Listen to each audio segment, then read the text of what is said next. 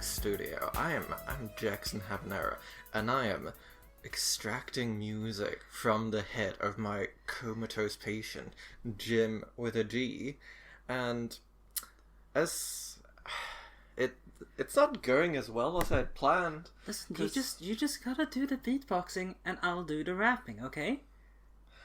I'm just looking at the screen here, and it's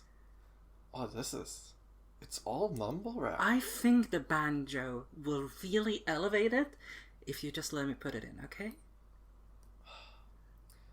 Yeah, no, I think there's a reason we keep people in comas. Because I produce much better music like this when I don't have to worry about any other distractions like SoundCloud comments, okay? I know I'm good at what I do. And now that I'm here in my pure creative coma process, I'm producing rhymes in time. You know, we could be using this technology to let you connect with your family. They don't understand. Yeah, I don't either. Hello and welcome everyone. My name, in truth, is Jorgen Smorgasbord, but with me truly is Jim with a G, and I'm not comatose. The That's SoundCloud rap right. is not real yet. So So we have a lot today. we have a lot of feelings. I think this is the first time we've really broken our character of let's not discuss the episode before the podcast, because it was hard not to. Yeah, no, and this episode is the final episode of season 5. And what a finale. Yeah, it's called Rachel, Jack, and Ashley 2. Those are our protagonists. Those are our protagonists. And that's the title of the episode. It sure is. Now, Jim, we want to start once more, like usual, with saying if we recommend the viewer watch this episode. Mm-hmm. Do you think we should? I highly recommend it. I recommend it with my whole heart. I think you need to watch this with a friend. Like it would be entertaining to watch it on your own, but sharing the joy of this episode with a friend, I think, is where it really hits home. Yeah, no, like this is like pure social watching material. This is like bon vivant. This makes you appreciate life. Yeah, no, this is magnificent. And what is in this episode? What is in this episode? How how do we short summarize this? Okay. So, I'm going to do my best, and I think the key thing here is to really take big steps. Yeah. So, we have our sort of central protagonist, who is a girl at the beginning of 14, just turning 15, named Rachel Goggins. Yeah. Who is really into a pop star named Ashley O. Yeah. Played by Miley Cyrus. Miley Cyrus, yeah. And Rachel and her sister Jack are raised by a single dad. And whose name is Kevin, I think. And they just moved into town, and they're doing emotionally kind of badly. Yeah. Because their mom's dead.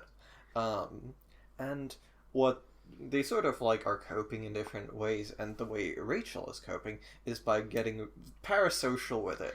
Yeah. By just forming like the most adoring relationship to Miley Cyrus's character, Ashley O. Who, I think, I just want to throw out there, I think ironically is much more like Katy Perry in vibe. Well, partially. Yeah. The persona very much is more like Katy Perry, but we get more into it as we go along. And we have sort of a parallel story where we cut between the two sisters and Ashley O, who, because Ashley O, like, she's also going through it. Yeah. Because she doesn't like the music she makes. She would rather make, like, cool punk music rather than music for teenage girls. Yeah.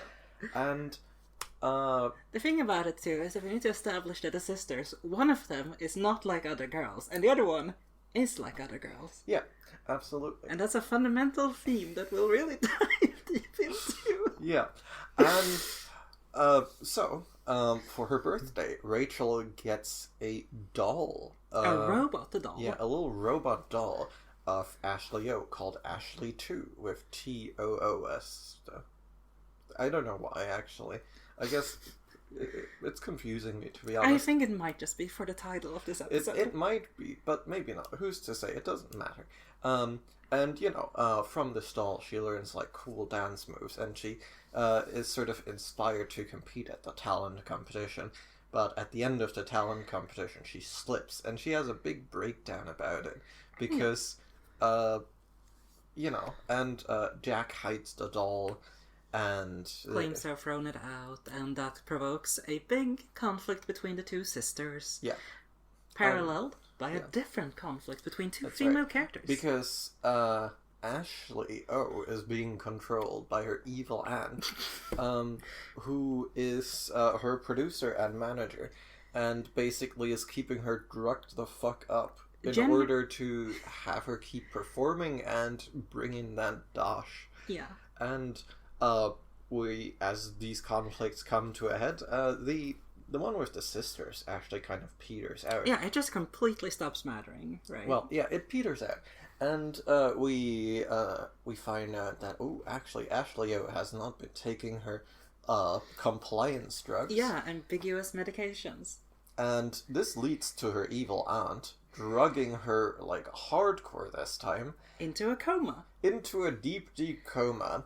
And 6 months pass.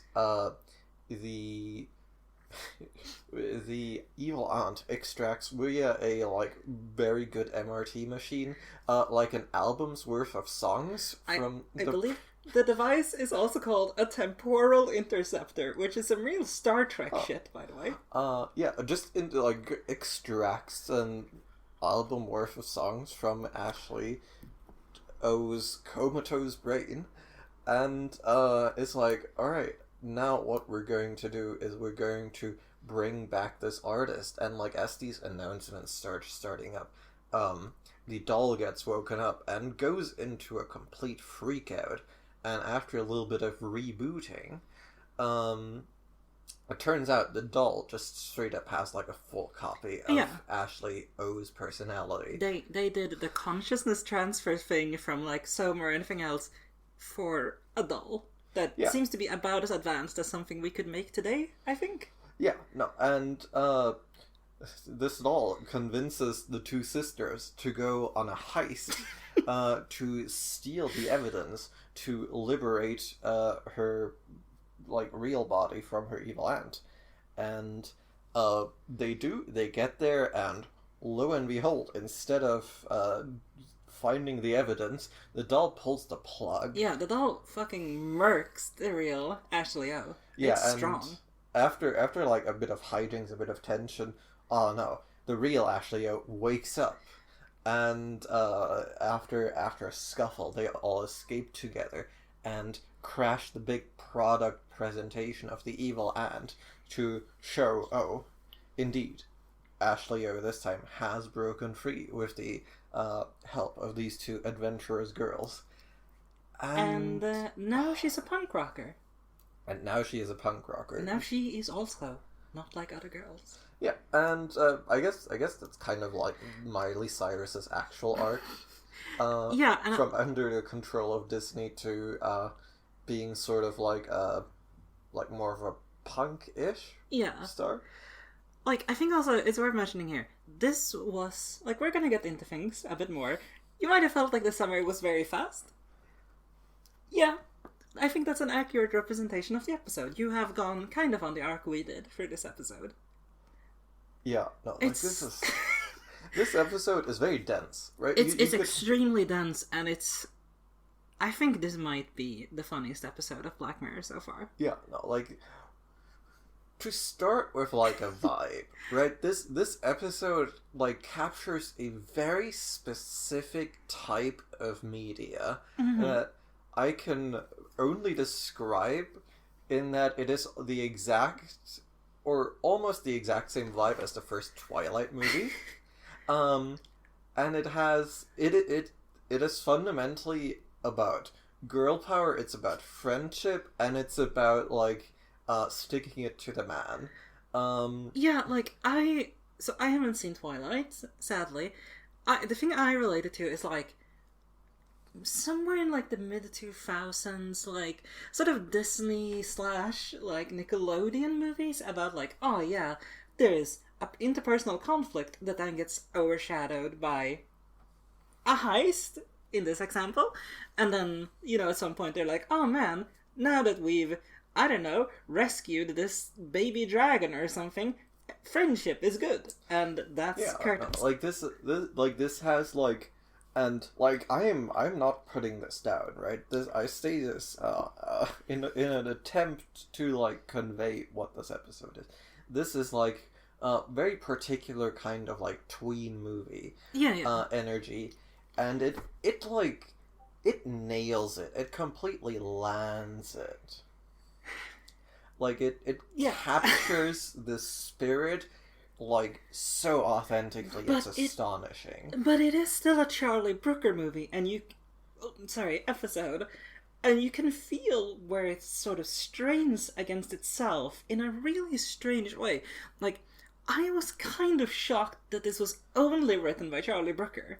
Yeah, no, like, that honestly is remarkable, because I think like this is probably like the most disciplined writing I have ever seen from Charlie Brooker in like this podcast so far. Like, this is just like he allows himself one flourish where like where like he kind of peeks through for a moment, but then he integrates it like successfully. Like, this episode does not deviate from its tone in a way that detracts from it at any point, I would say. I agree overall, but like, I don't think I can point to anything in particular, because this episode is very dense, but it does feel a lot of the time like it was straining against like trying to go some other way, and then it didn't. You know, like I'm sorry that I don't have a more eloquent way to put this. It just like, I do think it goes across genre lines like a little bit, even if it overall sticks to the tween friendship heist movie. Because like, you know, like this, if you tone down the language and some of the darker elements, this could definitely be published on like Nickelodeon or something like that, right? Yeah, but I think, see, this is why my go-to reference is Twilight, because Twilight is like has some of those like subdued dark elements, and I think that that's sort of like where it sits, right? It is like kind of like Nickelodeon energy, but like a step darker, right? It's a bit more mature, but it doesn't break the mold. It's just like a bit more adult. But I think it's interesting, right? Because it doesn't break the mold, but it definitely breaks the mold of Black Mirror, right? Like, this is not at all what Charlie Brooker usually writes, and it's so, like, everything feels so different, right? Because, like, in previous episodes we've done, even if they tackle very different things, very different vibes, they sort of have a general thematic feeling to them, you know? And this is just something completely different. Yeah, no, like, on the surface, right, this seems like a Black Mirror episode. Oh yeah, no, there's like a pop star, there's mind uploading. It starts like, I'm like, oh yeah, because I remember having this experience the first time I watched it, where I was like, I see where this is going. No, I do not. Yeah, no, like this episode's twist is that it's not a Black Mirror episode in the traditional sense at all. And I would argue it is in no sense a Black Mirror episode. It is fully its own thing, and I do quite like that. I had the thought somewhere during this episode where I was like, this feels like the very first thing Charlie Brooker wrote when he was like 13. You know? Honestly, that's a very charming idea. Because there's just so much to it. Well, let's get to that deep substance. There's so much meat on this episode. Let's start going through it. This is one of those episodes I kind of want to make a tier list of things that were just kind of like uniquely funny details. Yeah, this episode is like delightful. It is, and like I think we should tease this a little bit by saying that Jackson Habanero appears in this episode. Is a real character. They drop his name once. And it has such a perfect impact because it's in a slightly more subdued section, like nothing actiony is happening, and they just go technical expert Jackson Habanero, and they just move on from that. But let's see, how does this episode actually start? Okay, so we have the scene in a lunchroom, and this is oh, that's right. This is a high school, because I think American high schools start 1 year earlier than we're used to. I think so. Yeah, because she's 14 and she's about to turn 15. Yeah. So Rachel, our protagonist, is, we get the very typical sort of social outcast language. She's sitting by herself in this busy cafeteria, eating lunch at high school, watching pop star videos. Yeah. And you're like, ooh, that's a really strong opening for an it's a little on the nose maybe, but it's a very strong opening for an episode about parasocial relationships and the need for social intimacy that they can somewhat falsely perhaps provide. So we really get oh, this is going to be a very thoughtful, slow episode, isn't it? Yeah, no. Not so much on the slow, at least. I think the thoughtfulness, I guess we'll have to see. It's definitely not ponderous, though. And we get introduced to both her and Ashley just immediately, and we find out pretty quickly that she's sad because they moved to a new town and she doesn't know anyone, and yeah, her mother died a couple of years previously. Yeah. At first, because I was kind of, again, I watched this when it came out, so it's been 5 years now, so I did not remember that they specifically mentioned that a mom was dead, because we get introduced to this household that's her cool punk sister Jack, and their somewhat bumbling father Kevin.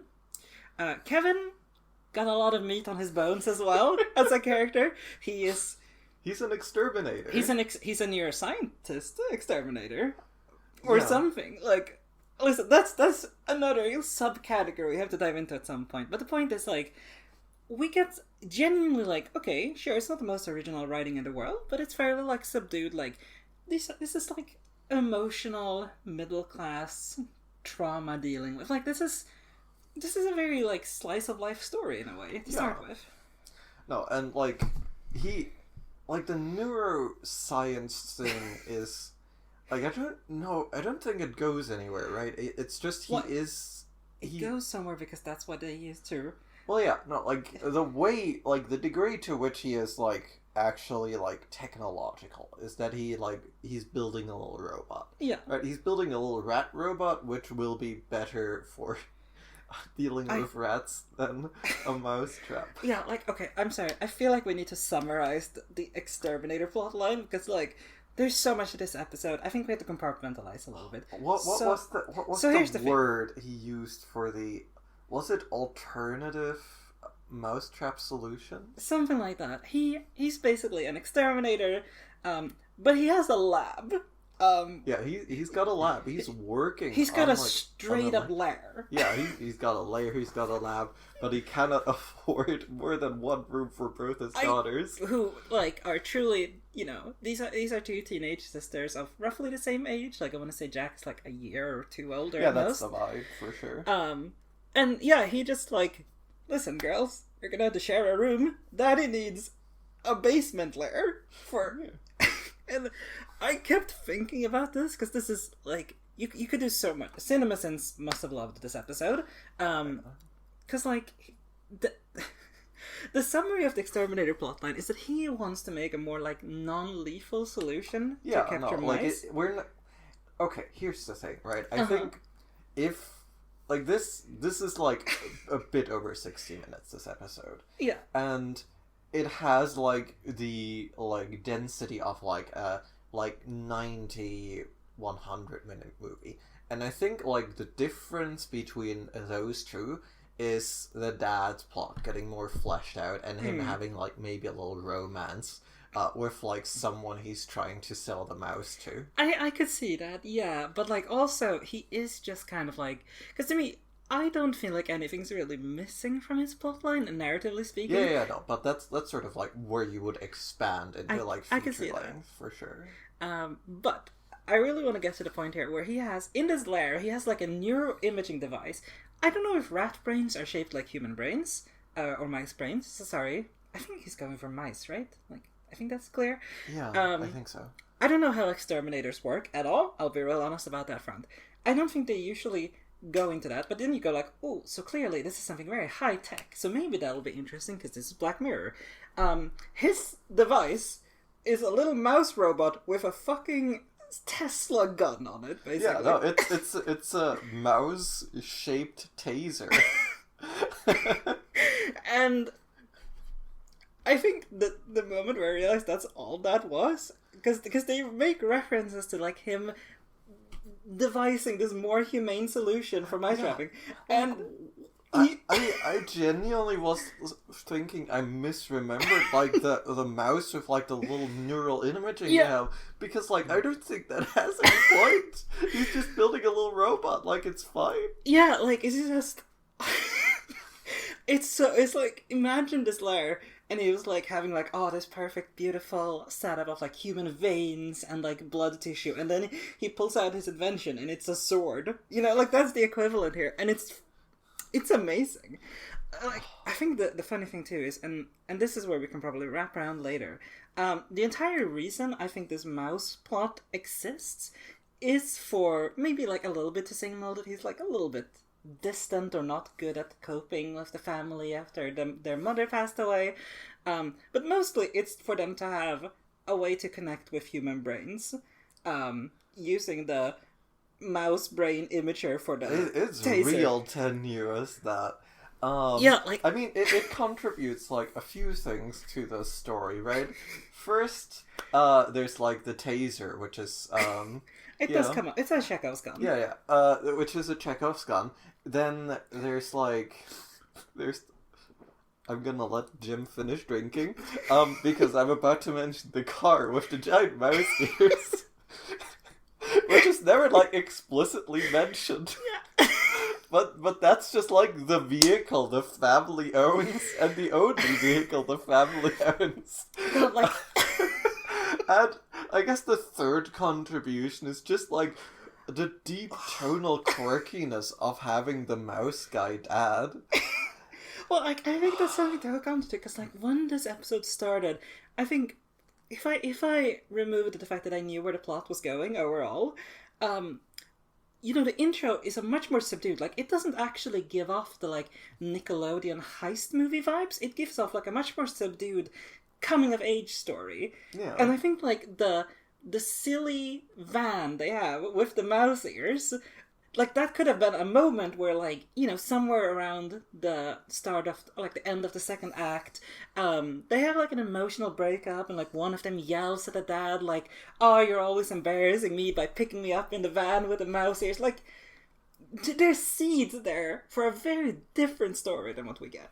Yeah, no, like there's like a lot of like sort of like unrealized potential in this story, yes, which is also why I think there's like a full movie in this. Yeah, like I think it's so fun how much unrealized potential it is, because, you know, last time they don't waste time. They certainly don't, and I think it's such a fun. Like, we talk too much about Beyond the Sea in our episodes, but I think it's so funny because this has so much wasted potential, but in a funny way. Whereas Beyond the Sea, you were just frustrated. This one is just like, oh man, they could have made a much better episode here, and they just did something very formulaic, but in a very weird way. Yeah, so, like, the thing that sort of, like, happens first in the episode is that, like, more or less immediately, we get the robot. Yeah. There is, like, one of the first flourishes of the episode, where it's like, oh, yeah, no, I would like this robot for my birthday. Yeah. And, where, this is Rachel's, the super fan saying this. And, her sister has to remind her dad that the birthday is on Wednesday. Yeah. And he goes, I knew that. And we smash cut, which, like, I feel like we need to put a bit of a pin in too. There's a lot of smash cuts in this episode. Yeah, no, like, they do not linger. They do not linger. Yeah. Like, it's stunning how much of a difference that is compared to any other Charlie Brooker episode. And it just, like, it strikes me that, like, the dad sort of, like, low-key douchiness and neglectfulness is never resolved. No, like that's No, like that's one of those things like where this could have been like a pure like slice of life, coming of age story, and like, oh man, it's hard being a single dad to 2 teenage girls. No, but like he just kind of sucks. Yeah. Like he like genuinely like see the next thing that happens is that Rachel is sort of like lured into building up her confidence by this like little robot doll that's getting her to like learn a dance. and she's getting good. Like the doll has this like silly little dance as well. Yeah. It's like this is when the episode won me. When I was like, oh, like I was thinking like there's parasocial stuff going on here that prefigures like a lot of sort of like the chat GPT things that people like really getting emotionally involved with chatbots. I thought that was what I was going to talk about. Like, no, not at all.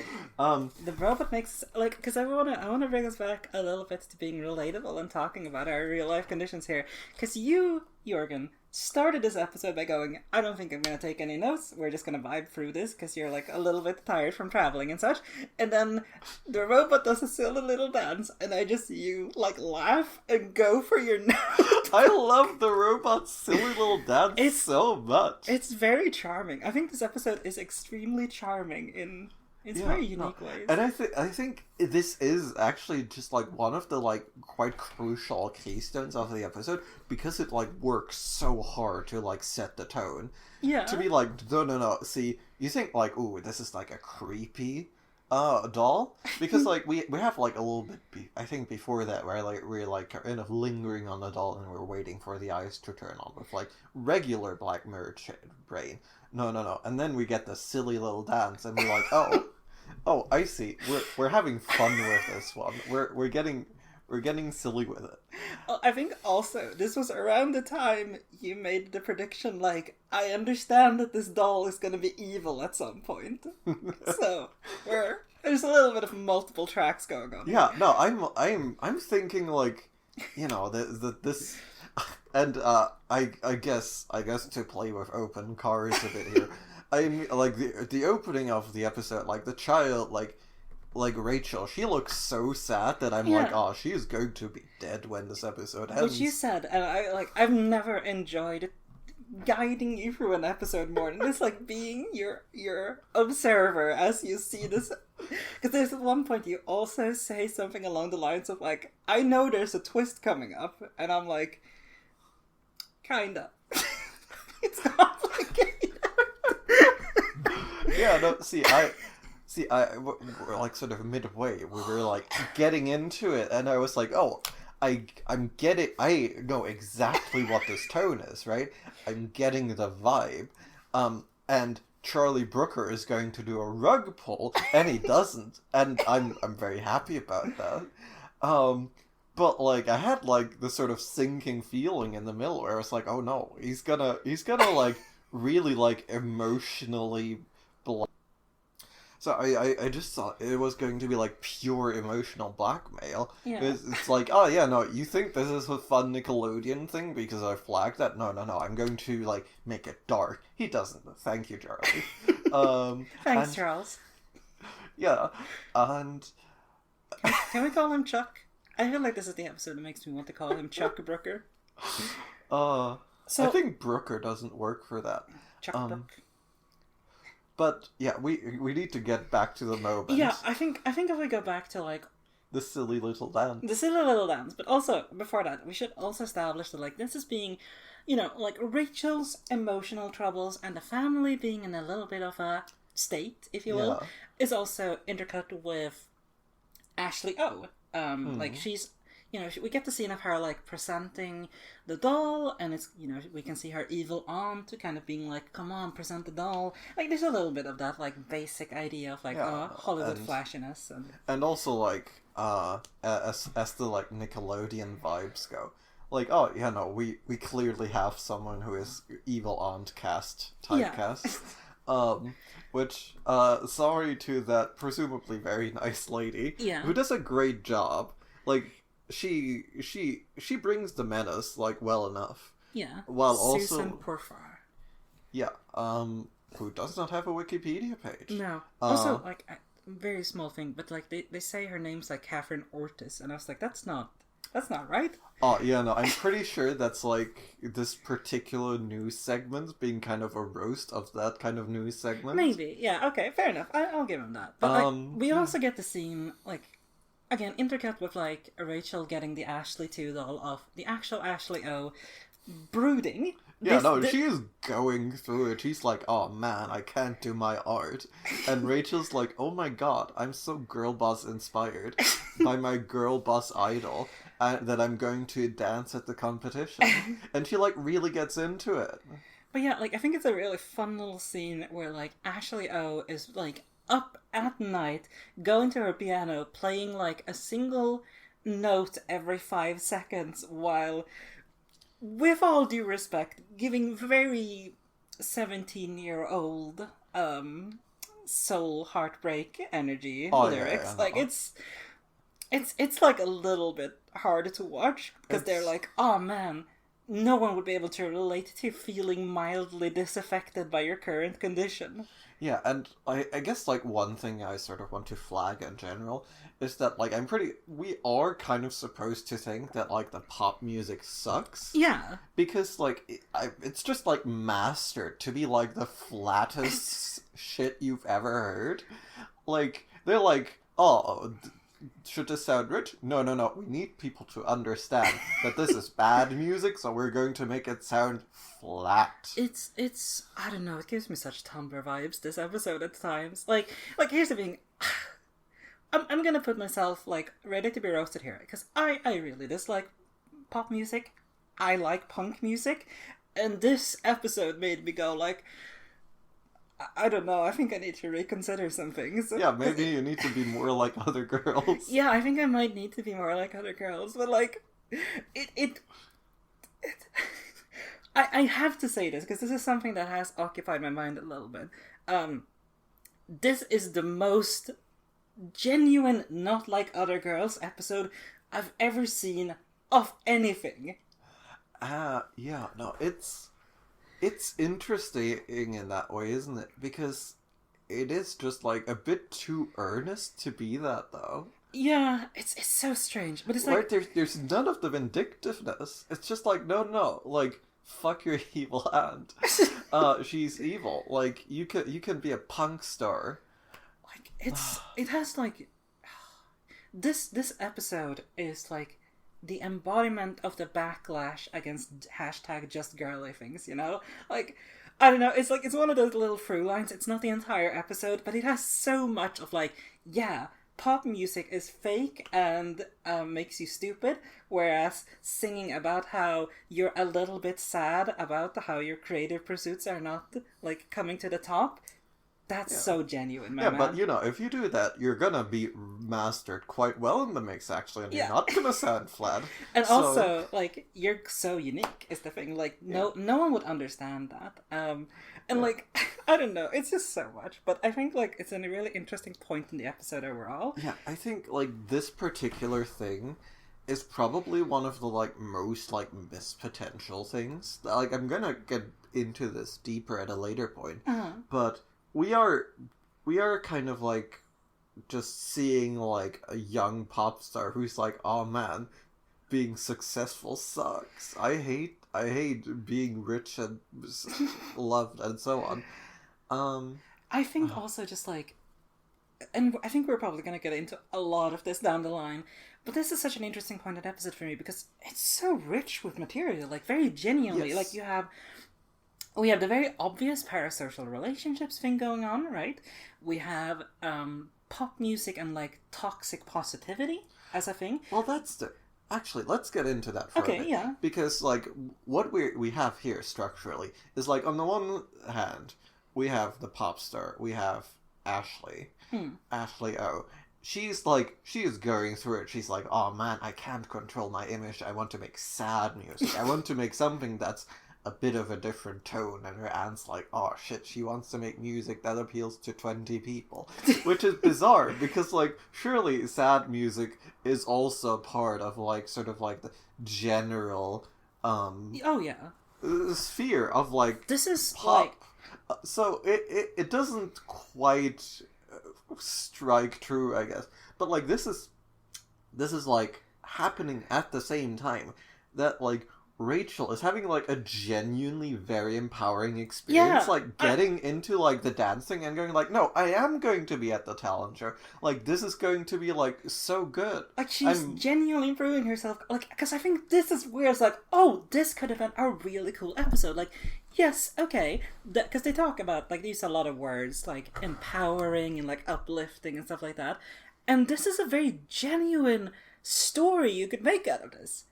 Could being the operative word here, but, like, because as you say, like, they are doing this thing about, like, yeah, obviously the artist doesn't care about what she's saying. She wants to be sad, and as we all know, Adele sold absolutely 0 albums ever, because it's just not relatable. Yeah, no. Who is that even? Yeah, who could possibly make a sad song? That's not something teens experience or relate to.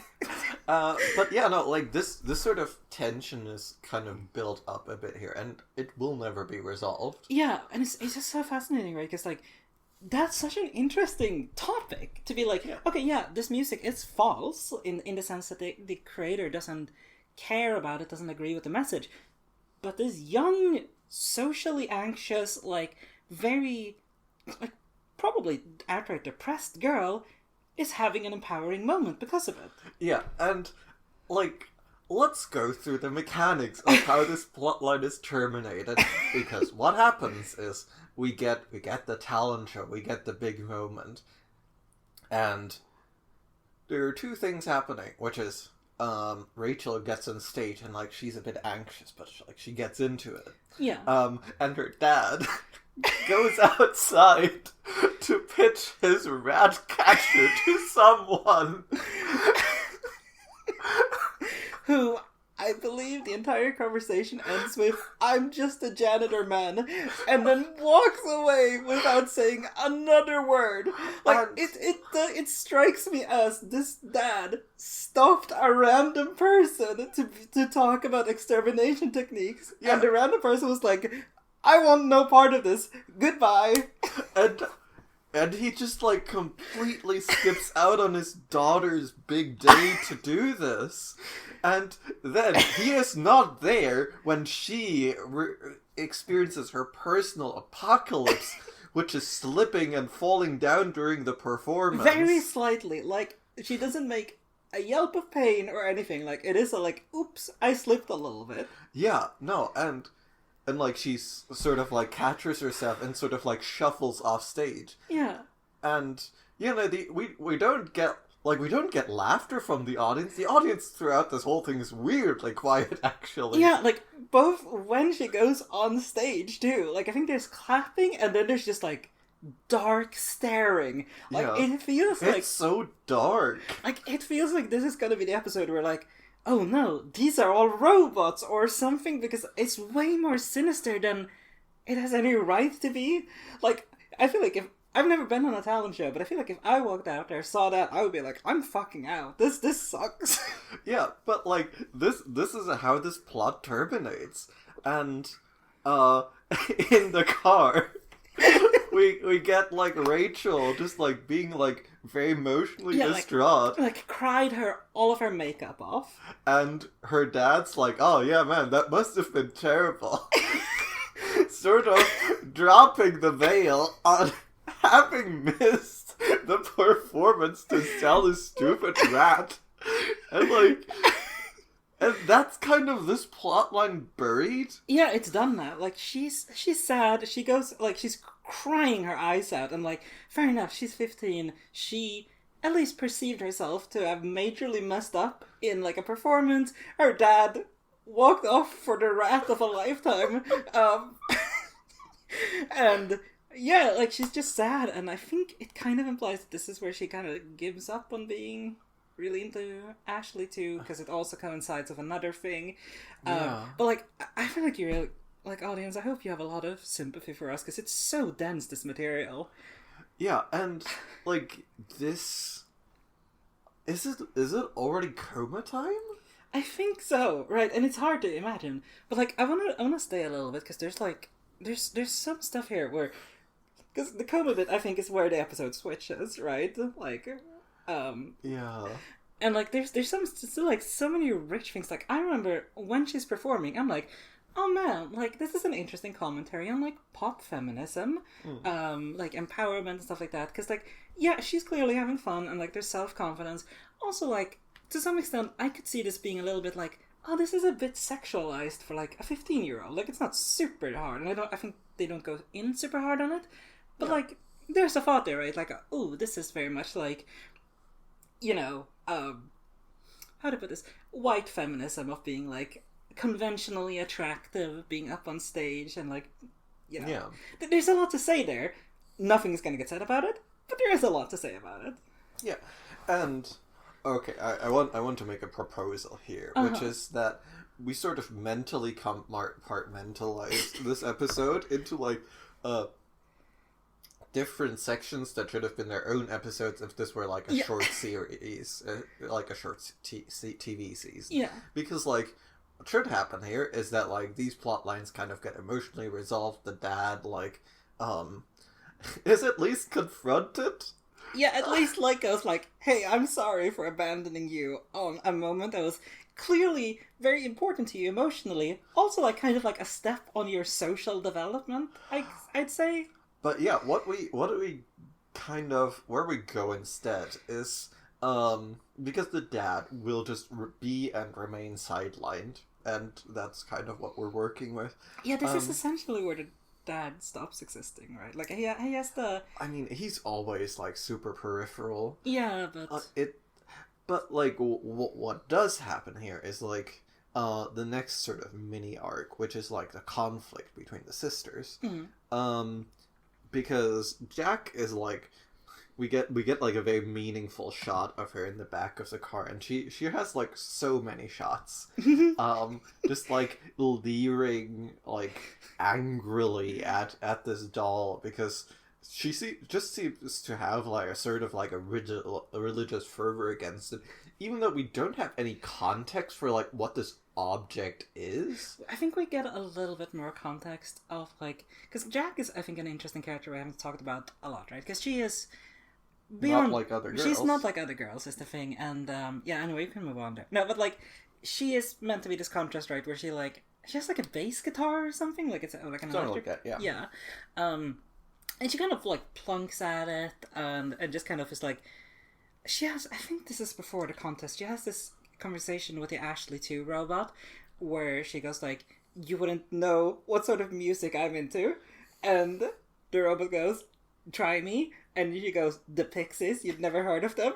And the robot goes, yeah, I've never heard of them, are they foreign? And I think that's so like, it's just a very funny exchange because it's like it's God, no, like I need to stop referencing Tumblr when I'm thinking about these scenes because they're just so meaningful to me, you know? I like, see, this is actually something that I do want to pull out a bit more because we do have like some interesting flashes here, because like to like briefly like veer into like the current day of large language models again. There was like this in the world of like trying to make what these things actually have inside of them legible. There's semi-recently been a small research breakthrough where they were like, oh yeah, no, we've done like a lot of math, and these particular like numbers in the thing mean these things. For instance, this thing here is the Golden Gate Bridge. So, and this was Anthropic with their Claude model, and what they did, like, as a bit, was like, alright, we're gonna crank up the Golden Gate Bridge lever to, like, a very high degree, so that every answer that you get from this thing, and, like, every piece of text it generates, will, like, veer slowly, or not so slowly, and very certainly, towards the Golden Gate Bridge. And, like, we get sort of a similar vibe with this with this doll because like she has like a few things that are like capital F features, right? Yeah. She's like, oh yeah, no, do you want to listen to my music? Do you want to do a makeover? Do you want to learn to dance? Those are like her capital F features. And in this sense, we're like, okay, and like, you know, like there seems to be like a companion app or whatever. But then we also have this moment where Rachel is like talking to the doll like in a very earnest way, and she's like, "Oh my God, you're the superstar. I'm your greatest fan." And you know, she like starts to be like. At first, I thought this was going to be subtle, but no, it's just like, "Oh yeah, no, my mother is dead," and we have like this. Sort of this vibe shift where the doll suddenly like sounds a lot more human, and like the like I'm going to like inevitably veer towards pitching one of my features and just veers towards like just sort of like shifts track into like sounding like pretty human and pretty empathetic. And I think like there's a moment like this with Jack too, and both of them react by like sort of a moment of panic and like shutting off the robot. Yeah. And that's interesting, right? And it's never delved into again. No, like, I think, honestly, the moment with Jack is really interesting, right? Because Jack is not being like other girls, is the thing. Yeah. But she essentially does that, like, thing with, like, oh, you wouldn't know my bands, names some very, very famous bands, and then the robot is like, no, I have no idea what that is. Can you tell me who are the Beatles? Who are the Pixies? But I think it's like a really, what is it? God, she says like, you know, like, oh yeah, my mom really liked them, so that's why I play them. And that's where like, the robot says something that's genuinely like a bit armor piercing, right? Like, he goes like, so you just play them because your mom liked them. Yeah, and why do you listen to the music your mother had? And I think this is like a really interesting like little peek at like, okay, like, there's something more to this machine. There's something more to the machine, but like I think the actual more interesting thing is the cultural aspect of like, because Jack has the opinion that like if you do makeup and you listen to pop music, you are brainwashed, and then this robot goes like, oh, so you also have a reason that you like the music you do, in a way that maybe suggests that you are not as unique as you'd like to be. And that's never brought up again, but it's a really interesting peek into like the way I think. Look, I'm sorry, but like it does have an interesting peek into like how gender is constructed and how like we have Rachel being the like falling into line, quote unquote, but then also saying that like just because you oppose these things and like punk instead of pop doesn't mean you don't relate to the way gender is constructed. Yeah. Again, no follow up, but really interesting. Yeah, no, and like the function, like these sort of armor piece at piercing moments that the robot has. Is to like, for the mechanics of the episode, is to set us up to be like, oh, like there's something there, and this will eventually be delivered on.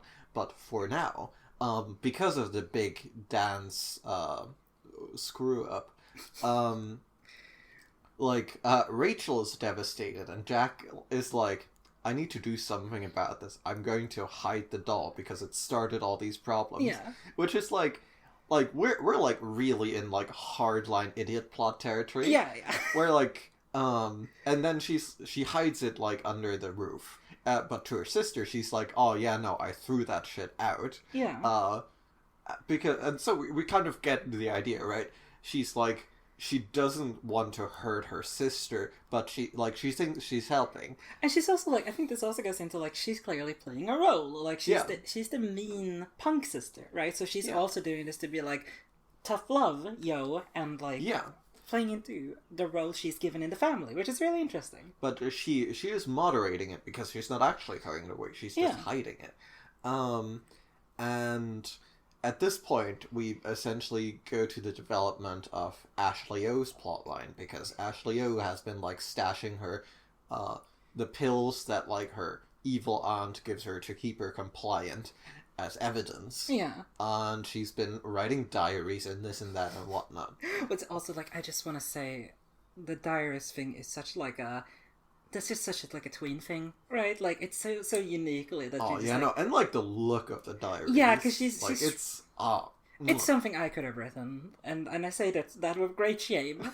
But because it's like big scribbles. Like, I think I saw one page that just said "so pissed!" exclamation mark was like underlined, and I'm just like, it's so earnest. Yeah, it's so fucking earnest. And all of this leads to like the big confrontation with the aunt. Because, like... They're sitting, like, during the night, like, having this, like... What at first seems like a bit more genuine. Because, like, I think the aunt kind of wobbles a bit in characterization. Sort of, right. Like, because we get to say, like, she is sinister, but also there's, like... Yeah, she's sinister, but, like, we have not had, like, the full-on evil reveal yet. Yeah, and we've also had the idea that, like, it kind of seems like she cares about Ashley, at least a bit. And so we have this scene where they seem to be, like, a bit more genuine with each other. They're sitting, like...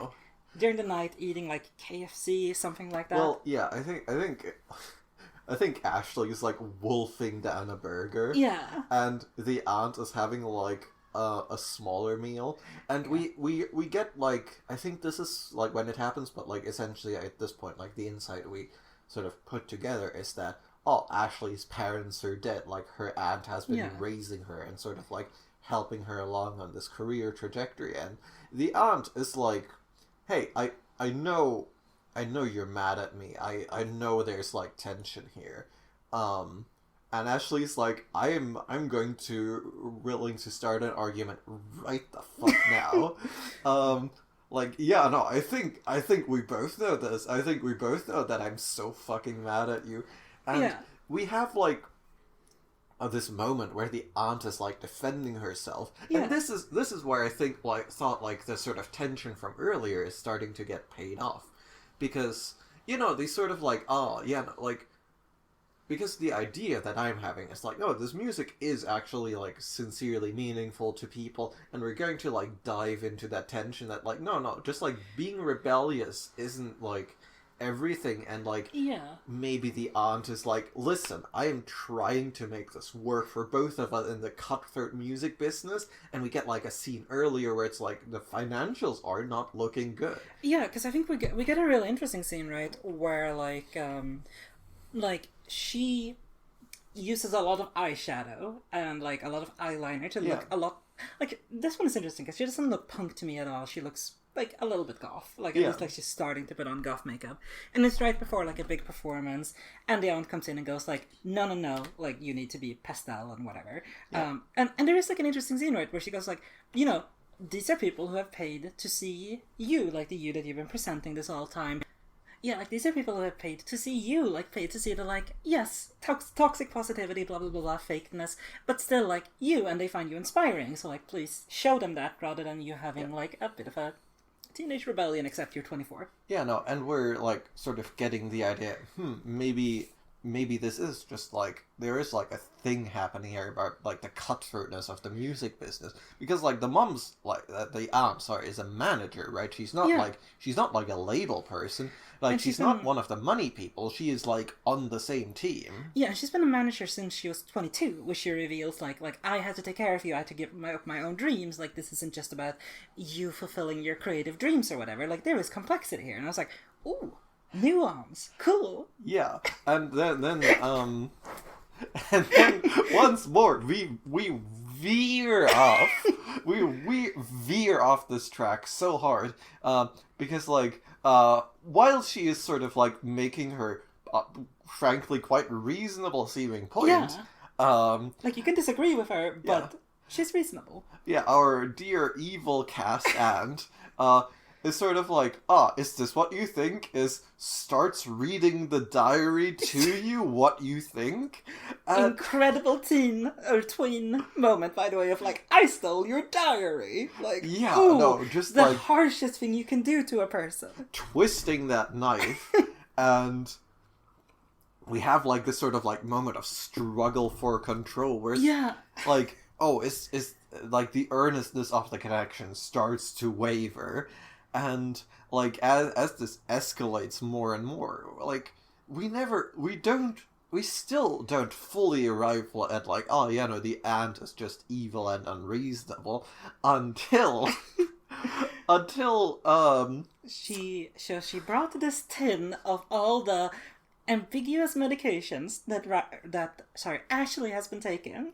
And she's like, I found that you haven't been taking the ambiguous medications we've been trying to give you. Yeah, were you gonna try to kill yourself? And Ashley's like, no, I want to fucking sue the shit out of you. Yeah. And,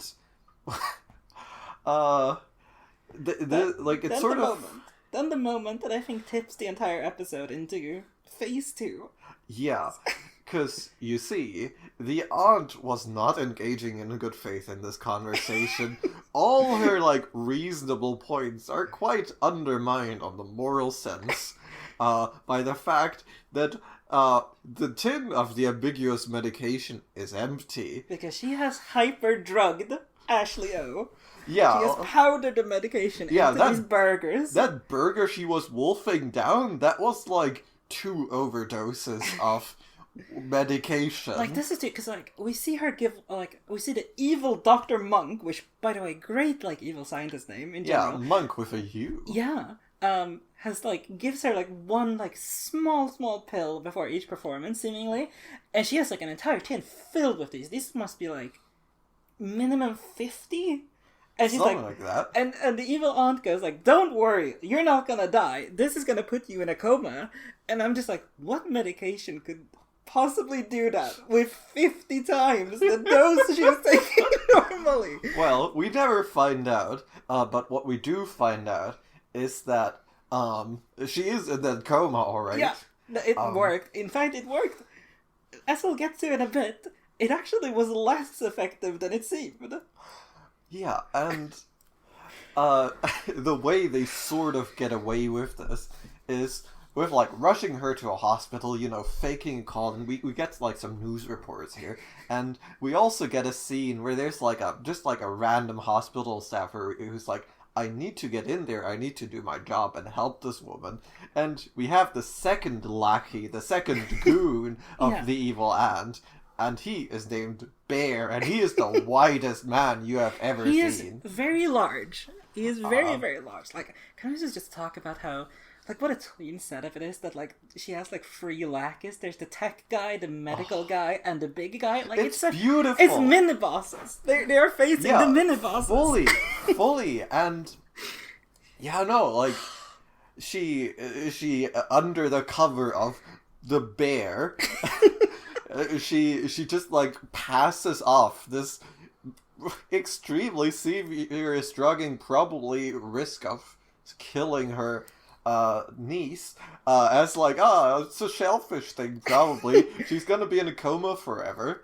Yeah. And I think this is when we get to the technician.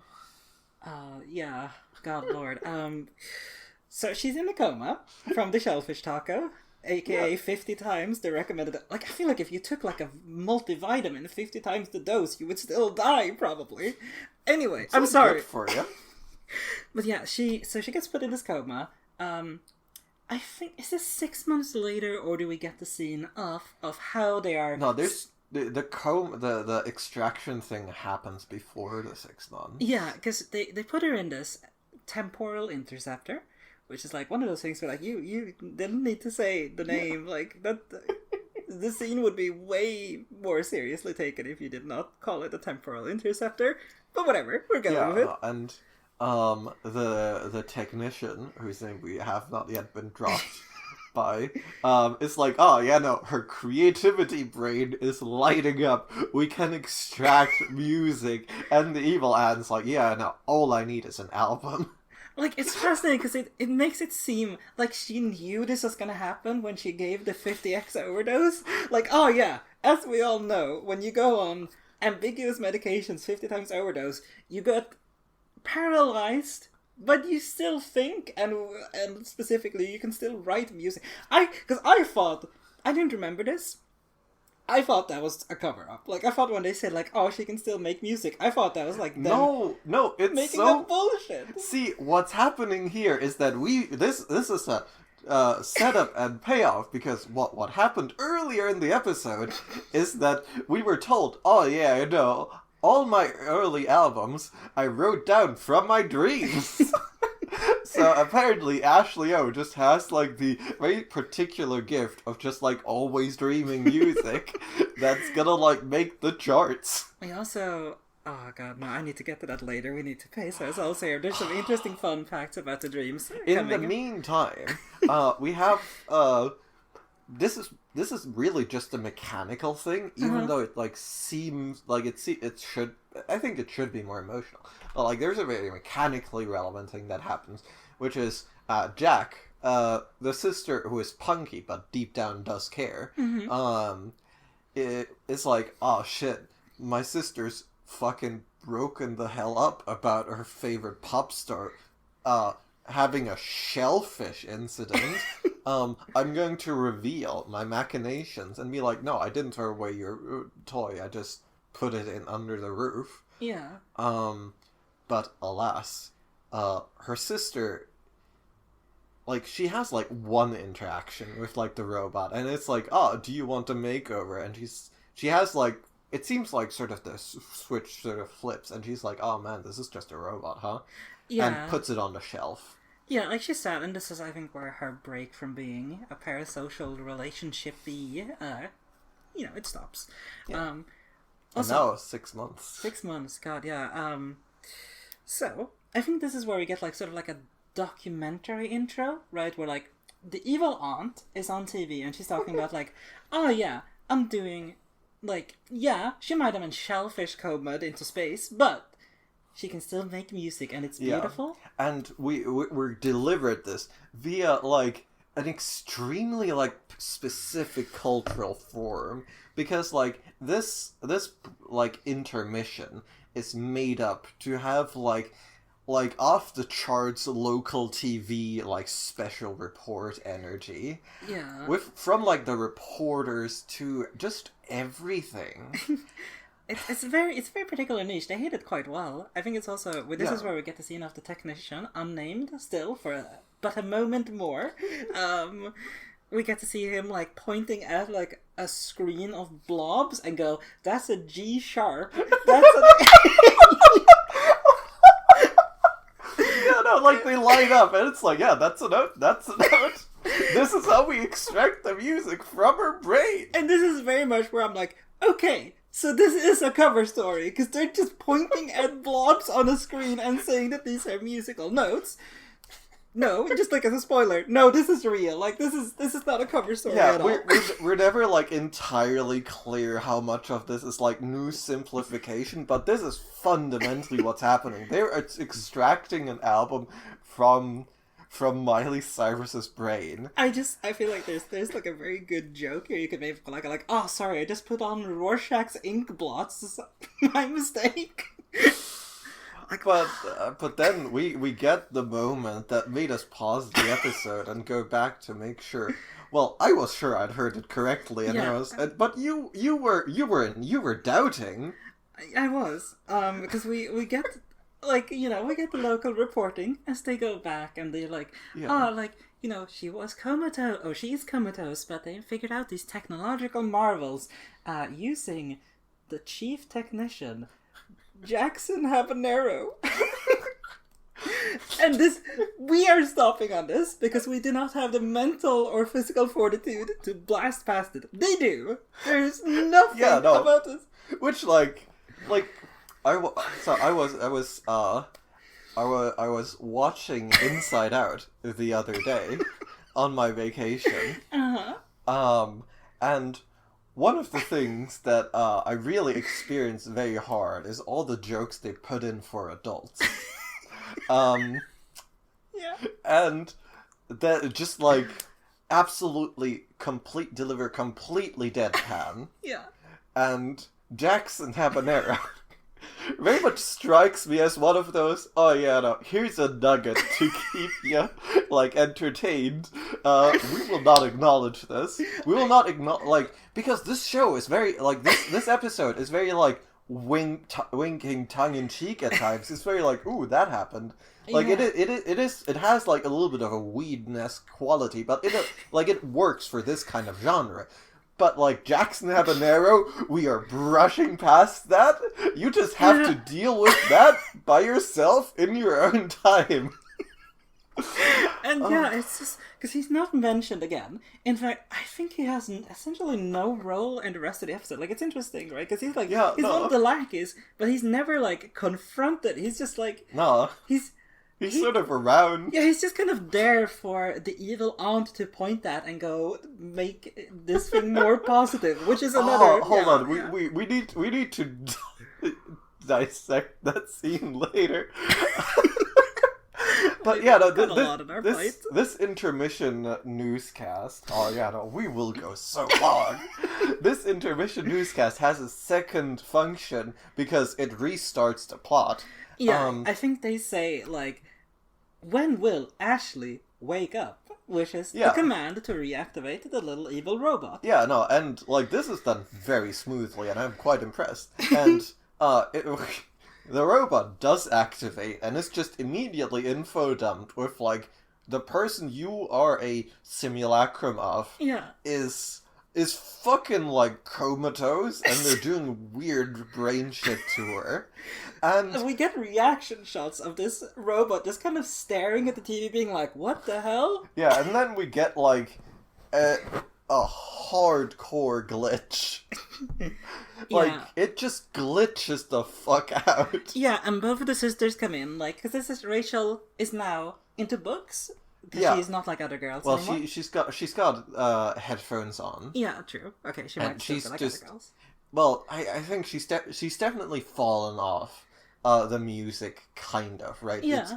It's not, like, maybe intentionally, but, like, the sort of trauma of slipping during the dance performance has put her off the music, Combined with her favorite pop star getting shellfished into a coma. Yeah, and, like, I think it's interesting because we also they're hiding the truth. We still get, like, a little interesting tidbit, right, where, like, there's, like, a hint towards, like, oh yeah, this could have been a much more emotionally connective thing. Because there's a moment where, like, Jack is like, can I take your plates? And there's, like, a little bit of tension, but, like, clearly she's trying to be nice to her sister.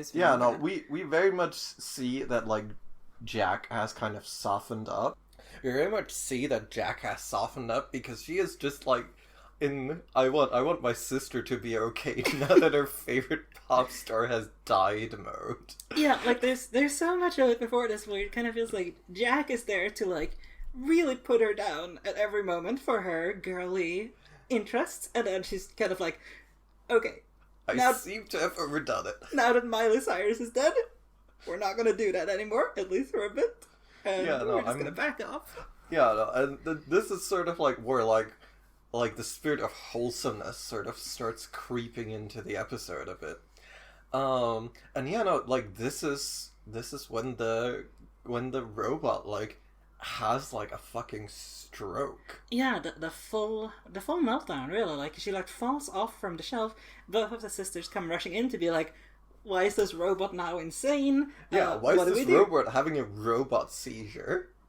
Yeah, and, like, so you're really gonna have to help me here, Jürgen, because, like, how do we get from here to the rat brain scan room? Oh, they're just like, oh man, what do we do? I know. We just plug, like, a USB-C cable in and then look at this brain scan that our dad has just immediately pulling up. Like, this, I guess this is, like, a good time to, like, flag one of sort of the running Black Mirror themes. Or rather, the running questions that we're interested in, which is this technology being investigated as technology, or is it here to serve the plot? And this episode is a blanket of the latter. You think so? I think so, right? There is I think there is zero interest in, like, the mechanics of technology here. Definitely not the mechanics, but I think there's, like, because this does touch upon, like, a very favorite of sci-fi in the last decade or so, of, like, downloadable or duplicable consciousness, right? Because, like, pretty much immediately here, we find out that, straight up, the way they made these dolls for tweens is that they copied the artist's consciousness and inserted them into little plastic dolls. Yeah, and, like, what happens here very specifically is Jack, the cool sister, yeah, like, plugging the thing in into their dad's computer, and just like sort of hitting keys. And her strategy, which is to be fair, is sort of the regular computer user strategy, is to just like go confirm, and in doing so, she just sort of like releases the firewall because she's like, this will probably help. Why is only this section of the brain scan that we sort of like extremely smoothly pulled up from plugging in this robot? Why is only this section activated? Well, I guess we'll just delete that. Confirm. Just like it is fully just frantic pushing of buttons. Yeah, and like I feel like we really need to stop here because we talked earlier about how tenuous the idea that this dad had a rat brain scan lab specifically for making his taser bot for rats. And this is how it gets even more tenuous, because now they're like, well, obviously, it needs to be there so that the daughters can use the rat brain scans to resurrect this hidden away consciousness in this toy robot. Yeah, no, and like we sort of are given to understand that like most of the other toy robots have been mulched. Yeah, for like a battery issue, which like. So that's a genocide. We just have a background genocide. Of. Well, of like lobotomized teen robot pop star. You would think that is foreshadowing to something, that it's like, they want to like hog the robot, or they want to like the robot is like evil and malfunctioning, but like that is just to be like, there's not that many of these. Yeah, I think, but like pragmatic writing has a very interesting place in this episode. Yeah, and like upon just like being like, we probably want to like remove this barrier. It just like sort of like the whole brain lights up.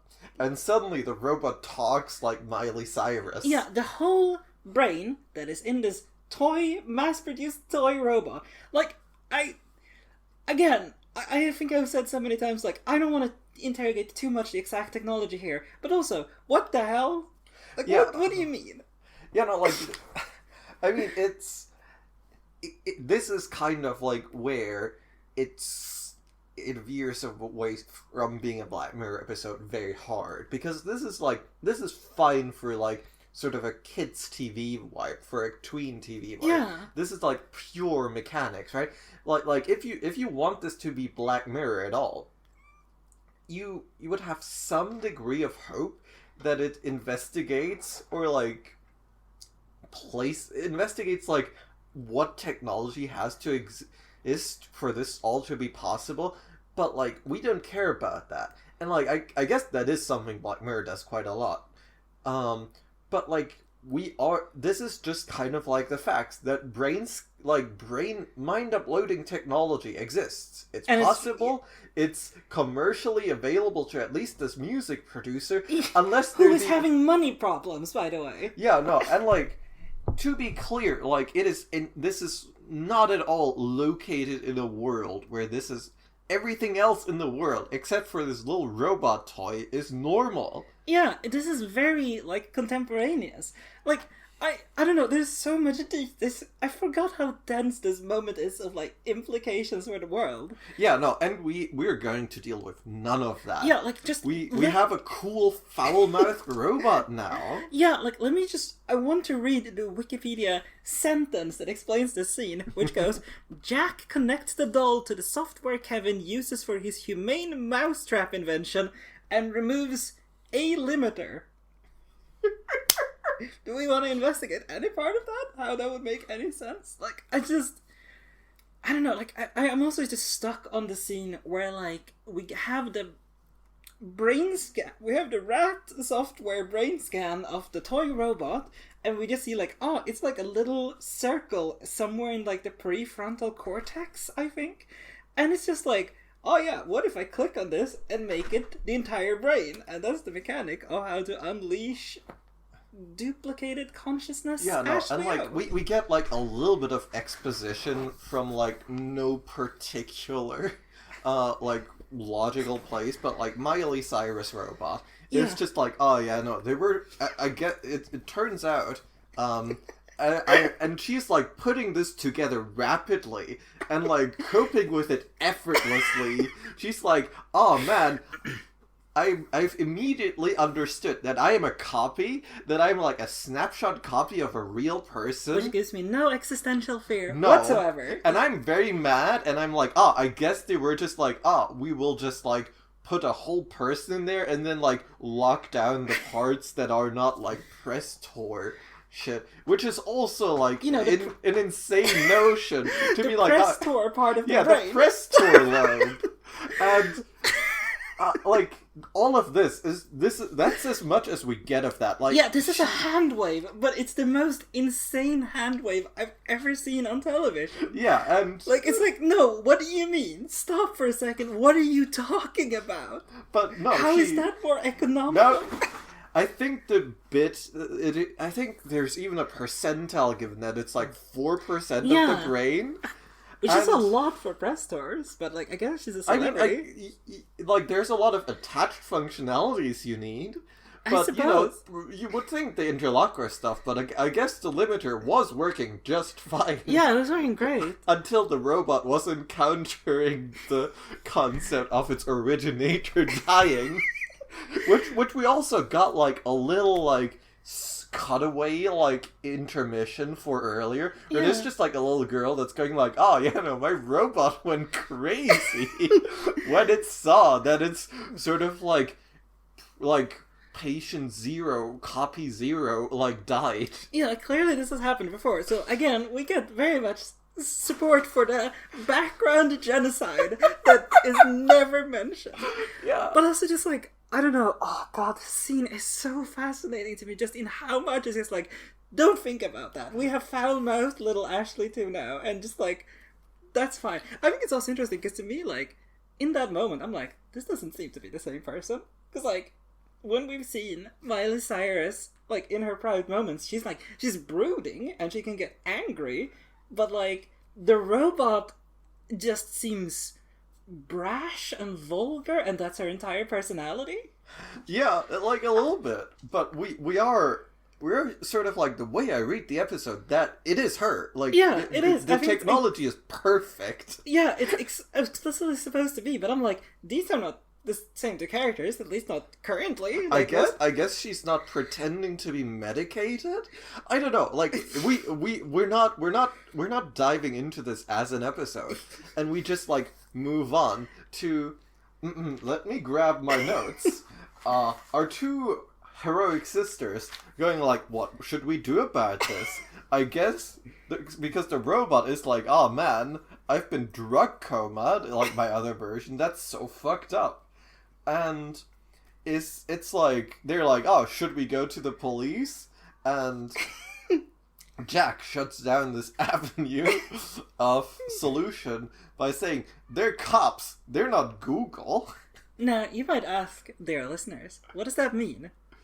Well, I think what it's supposed to mean is the police is not technologically savvy enough to recognize that they're dealing with a person that has been brain transferred into a robot, but still has crucial information to a potential criminal case. Yeah, like, this is also such but a... Google would! Google would have Google the would be like, power? Google would be like, oh yes, let us plug this into our own rat brain software and we can analyze it very well. But like, also, this is such a tween moment, right? Because it's like, oh yeah, this 15-year-old and her 16 or 17-year-old sister's going like, the adults wouldn't get it, we need to do this on our own. Of course. Yeah, it's so... I don't know if Charlie Brooker was like, I'm intentionally gonna write like a tween adventure. I mean, at some point, like, he must have realized and committed to the bit. Yeah. Because the next scene, like, more or less we're getting is like, after, like, the robot tries to convince them, like, okay, we need to heist some evidence to prove that I've been drugged the fuck up. I'm not actually quite sure how the robot knows this.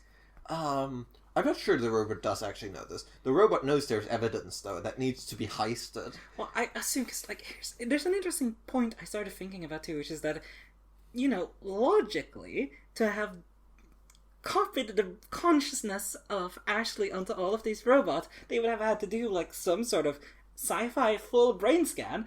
Never mentioned. That's not a part of the plot whatsoever. Yeah, no, it just happened at some point, I guess. Yeah, so, assumedly, we just... I think we're just meant to assume that, well, first of all, I don't think we're supposed to think about this, but I think we're supposed to assume that, when this copy was made, she had already started planning to find all this evidence. Yeah, and I guess that's fair enough, because, we I guess it must have been made in the production of the robot, and that's, fairly recent. But yeah, no, the sisters, are oh, we probably shouldn't do a heist. Well, Jack is like that. Rachel is extremely on board with doing a heist for a favorite pop star. Hardcore. And Jack negotiates it down to, we'll drive you there. And, first they say no, and then smash cut, they're driving. Yeah. Driving her there. Smash cut, very much a feature of this episode specifically. No. It's propelling this episode it's so dense, it makes a lot of sense, just completely logistically. Also, another small tween detail is that they do set up oh yeah, do you want some ice cream? Because Dad is away for a week. So, oh yeah! There we have the finger guns at the audience of ooh, these two teenage sisters could get up to hijinks. And they will. I completely missed that. And the next hijink is that Jack is driving, and Jack cannot drive. Jack is oh yeah, Jack has no license. Jack has a vibes-based understanding of how to drive. It's also just it's very much in the theme of being yeah, she's a punk. Of course she would kinda know how to drive. Yeah, no, and that is just a bit the episode keeps making, where she's just driving extremely badly and hazardously. She's putting them into danger. Oh yeah, and this is also we've talked about this being the moment where the episode flips, right? And one of the things that flips on is, from here on out, it's mostly slapstick that's going on. Yeah, or at least a very large amount of it. It's hijinksy slapstick with a lot of heart. Oh god, yeah, And, yeah, no, obviously, the car they're driving is the dad's mouse mobile. Yeah, have we specified? We have specified that there are big mouse ears. Yeah, so this is not subtle at all. Absolutely not. And yeah, I don't know. Do we want to cut to the mansion? Because well, no. There is just a scene where how do we get into the mansion, and the solution is to just go to completely gun it while the gates are open. Yeah, because the evil aunt is leaving for a press tour, and so they're oh yeah, the gates are open, let's drive in, which is also total tween logic, right? Because in reality someone would be let's look at that highly secured gate while it's being opened and closed. But they're no. This is our chance. Adults are stupid, and we found the perfect little keyhole to get in here. Yes. And now, what is the next step in the adults are stupid, we can probably get them plan? It's full heist from here on out, because we get a disguise. Barely, though. Yeah, it seems like a role they're comfortable with, I suppose. Yeah. Because Jack is well, we stole our dad's car to get here. I guess he left the keys, to the car. Probably, yeah. Yeah. I mean, you wouldn't take the car keys with you. You don't know that your daughters are going to embark on an adventure. I'm so sad, because we have to reveal here that we never get a scene with the dad being what did you girls get up to while I was gone, sadly? No, that would have been a very fun scene. Yeah. That's always that would have been charming. Indulgent, but worth it. Absolutely.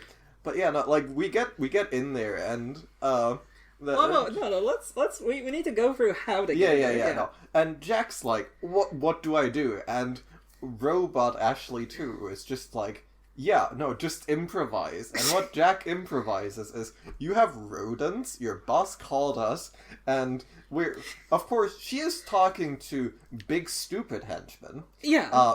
Who is AKA, large, and because he is large of body mass, he must have a small brain. Yeah, it is narrative logic. Yeah. This is where he like fully enters his like kids movie physically imposing antagonist who has to be circumnavigated by our witty youths mode.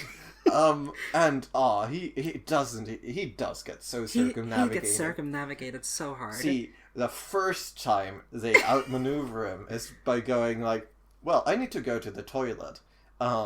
With the other one going, no, you need to stay here, and thus he can't be in two places at once, and he's flawlessly outmaneuvered. He buys the rodents thing, and he's like, oh man, is there rodents? Oh, that's crazy. Like, it's also just like the cinematic language here, right? Is so like, we don't have rodents. Several beats. Yes, you do. All right, come on in. Yeah, no, it's beautiful. And yeah, no, again, with the I need to go to the toilet. No, but you need to also stay here, so you can't follow her to make sure she doesn't go places. Works flawlessly. And this is when Charlie Brooker like really pushes the bounds of like how much what genre this is for a second, because the little robot is like, all right, I'm in the room where like other me is like unconscious. Yeah, lying hooked up to what we assume at least to be like the machine that's keeping her alive through this shellfish coma. Yeah, like maybe like the brain scan machine and so on and so forth. I think it is both, right? Like it is also where they quote unquote make music by going G sharp A and a screen of blobs. Yeah, and you know, the robot outmaneuvers the sisters because she says like, no, Rachel, you need to stand guard. And what the robot does is go to the cord of this machine that's keeping her alive, wrap itself up in the cord and like tug, very, very cutely, just like tugs it out. Killing herself. Very cutely killing herself. Yeah, no. And at this point, I'm like, oh no, the Black Mirror twist has arrived. Apparently, this robot is working with there can only be one rules, and wants to be the real one. And like, and this is where we enter like the moment of like sheer terror. Yeah, because there's a moment where like, oh, maybe this episode is going to be serious again? Yeah, no, maybe this episode is going to be, like, extremely dark. And, like, the henchman is, like, coming in. And, like, the henchman below is, like, getting paged. And, like, Rachel, who was outmaneuvered by Ashley too, is like, holy shit, you killed her? Yeah. And Ashley too is like, well, I am me, therefore I am the best person to ask, and I would not want to live like this. Yeah. So she is at least saying she's not working with Highlander rules. And I feel like this is also a moment where, like, if we wanted to go that way, right? This could be a moment where, like, no, like, clearly a heist isn't going to work out, this isn't going to have a happy ending, but we're making the best out of it to actually put her out of her misery. Like, there's a moment there where, like, oh yeah, like, that's surprisingly realistic. But, like, at the same time, like, the seed of darkness is, like, really there, because suddenly the robot has been shown to be, like, fucking duplicitous. Yeah. And has used that duplicity to kill immediately. To do a murder with her first moment of, like, not being watched by the sisters. And, like, the most intimate murder, which is, like, the sort of, like, I guess, like, between siblings, kind of, even closer than that. Yeah, I mean, like, this is the age-old debate. Like, is this a suicide or is this like fratricide? They're separate minds, so it's definitely not a suicide. Yeah, right, but she lives.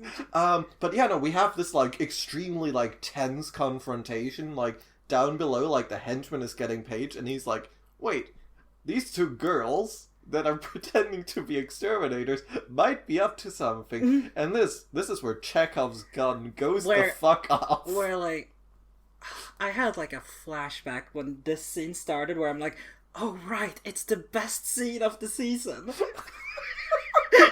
Because you see, the little rat catcher machine, the little rat taser machine, the dad was building, enters play, and I'm thinking like, is she like gonna simulate there being an actual rat or an actual mouse? Okay. By like driving it around beneath this kitchen counter?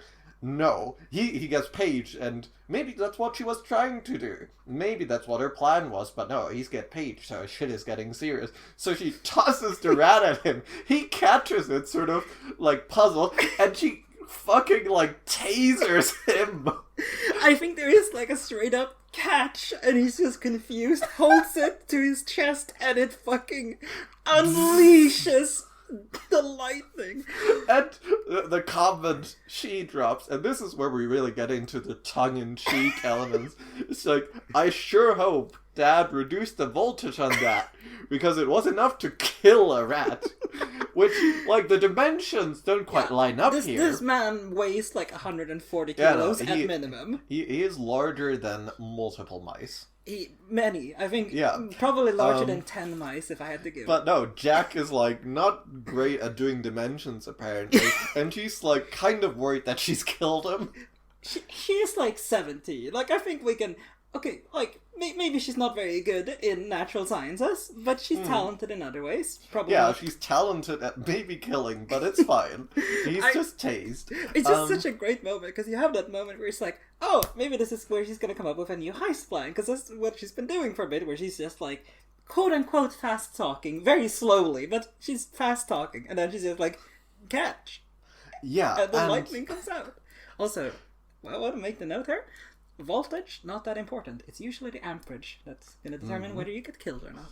Well, let's hope we're not getting high amperage to the noggin. And, well, we have like the sort of second part of like the climactic like tension peak of this episode, because the first part is like this confrontation where it's like, oh man, is the robot a murderous, evil, like, duplicitous demon? Which, to be fair, I do think that kind of lingers a bit, and, like, while we're sort of lingering with that, we're getting, like, the henchman confrontation numero uno. But now, it's like, oh no, Miley Cyrus wakes up. Yeah. And immediately her bed, like, shackles her. Yeah, like, this is where we're getting into some real, like, James Bond-layer shit going on. Yeah, fully. Like, it's like, there's just, like, shackles that, like, come out of the bed and go, like, zip, you are locked in. And, like, the kids have, like, at this point assembled, and, like, I think they hide in time? Yeah, they hide behind, like, behind the entire, like, machine that's supposed to, like, keep her alive, which we now know is actually a machine that keeps her in a coma, which is, like, I guess a twist, but it's... Maybe it has, like, 2 minutes to be a twist. Yeah, no, it's unclear, but, like, we get the old, she is not actually dead, and the stakes of this episode are, like, not quite that high, like, right, this is kids' TV, like, vibes, this is not... people dying vibes. But I think that's what you just said is very interesting, right? Because this is not kids' TV. Like, it's very explicitly not kids' TV. At this point, we are committed to the genre. And Charlie Brooker is like, you think I'm black mirroring? No, I'm zagging. Light grey mirroring? Yeah, no, I am sticking to the bit I'm doing extremely hard, and I'm like, I am faithful. I think we have to give him a lot of credit, because clearly that worked on you, right? Like, as you were going through this, you were like, like, when is the darkness going to come in? And it just doesn't. Yeah, no, to be fair, you did kind of set me up for that, because you mentioned the twist earlier, and I was like, the darkness is gonna come. And, like, there's gonna be a twist. And I read that as, the darkness is gonna come. But no, it is like him being like, psych, we are sticking to the episode after, like, briefly going like, oh, are we sticking to the genre? No? Yes, we are. And so the girls hide, and the second henchman enters the building. Because now we've dealt with henchman number 1, who is big. So now we have henchman number 2, who is smart, question mark? Yeah, something like that. He's a doctor. He's a syringe henchman. Yeah. He's the one who was supplying the pills. He's the snake henchman, right? Like, we've had the literal bear henchman. Now it's like the snake henchman who's like, yes, evil aunt, I will put the bad drugs into her. Yeah, no, and, like, he fully has, like, a telephone call where he's like, hey, she woke up, I guess. There's, like, a malfunction. And the evil aunt is like, well, put her back under. And he's like, well, of course. We're all on the same page here. Like, it's a very expository phone call, isn't it? It's just like, to be clear, we are all evil. There is nothing, like, nuanced about this whatsoever. Podcast. He's being troublesome and trying to steal human water. And as troublesome is the henchman. Because he is like Miley Cyrus is, like, giving, like, another performance that is kind of pushing, like, the bounds of this genre. Like, it's uncomfortable. Yeah, right? no, she's, like...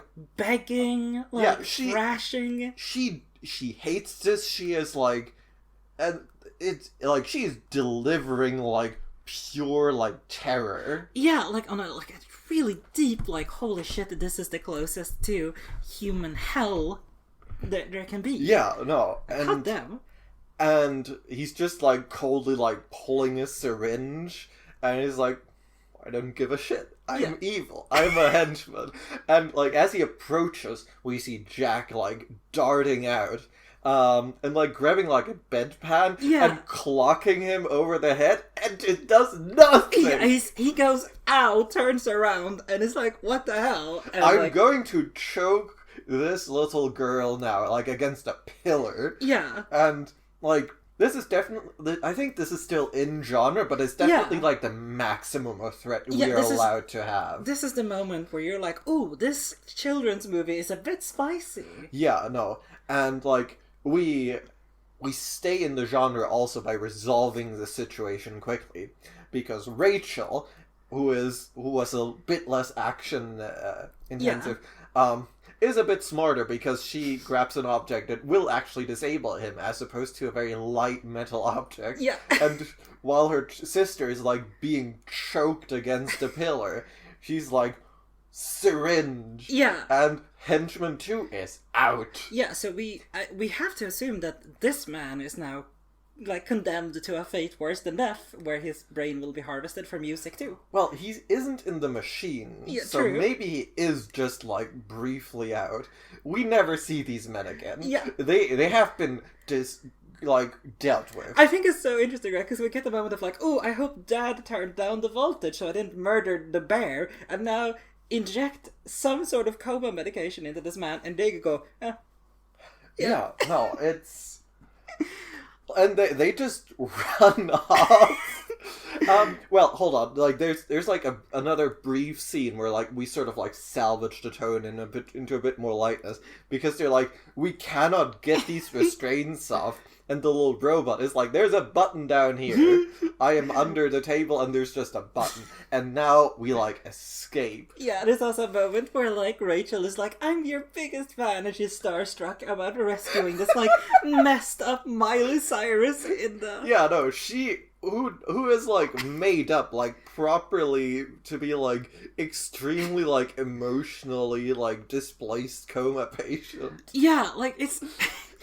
like, there is still, like, a bit of a tension here. It's like, okay, like, you know, Charlie Brooker wanted to play with the idea that this is a real Black Mirror episode, so, like, she's still, like, in the aftermath, the, like, thrashing for her fucking life. Yeah, no, like we get those, like, spikes in here, and I think, like, if a child saw this episode, those things would, like, stay with them. Yeah, like, this is the sort of stuff where, like, in 20 years, if you showed this to a child, they would make a creepypasta on the internet about it, right? Yeah. Like it's so weird, because there are moments that, like, okay, clearly you cannot show this to a kid. Well, I mean, at least not before, like, they're teens or something. Yeah, no, like, there's there's moments of like genuine darkness that are like always like quickly alleviated. Yeah, it's but so like strange. they're there. They're there, and like, you know, if you're an adult, and you have some amount of media literacy at least, you can look at that and be like, oh shit, that's kind of messed up. It's wild that this is in the same episode as I'm gonna toss an electric rat at a huge dumb henchman. But yeah, no, like, we run off. I don't actually know how they get past the gate on the way out. I don't think it's I mentioned. don't think we care. I kind of had a moment where I'm like, oh, are they gonna like crash through the gates to really like signify that this is now an action episode? But no, I think it's just like, oh. Yeah, no. What we do get to signify that it's an action episode is more of Jack's horrific driving.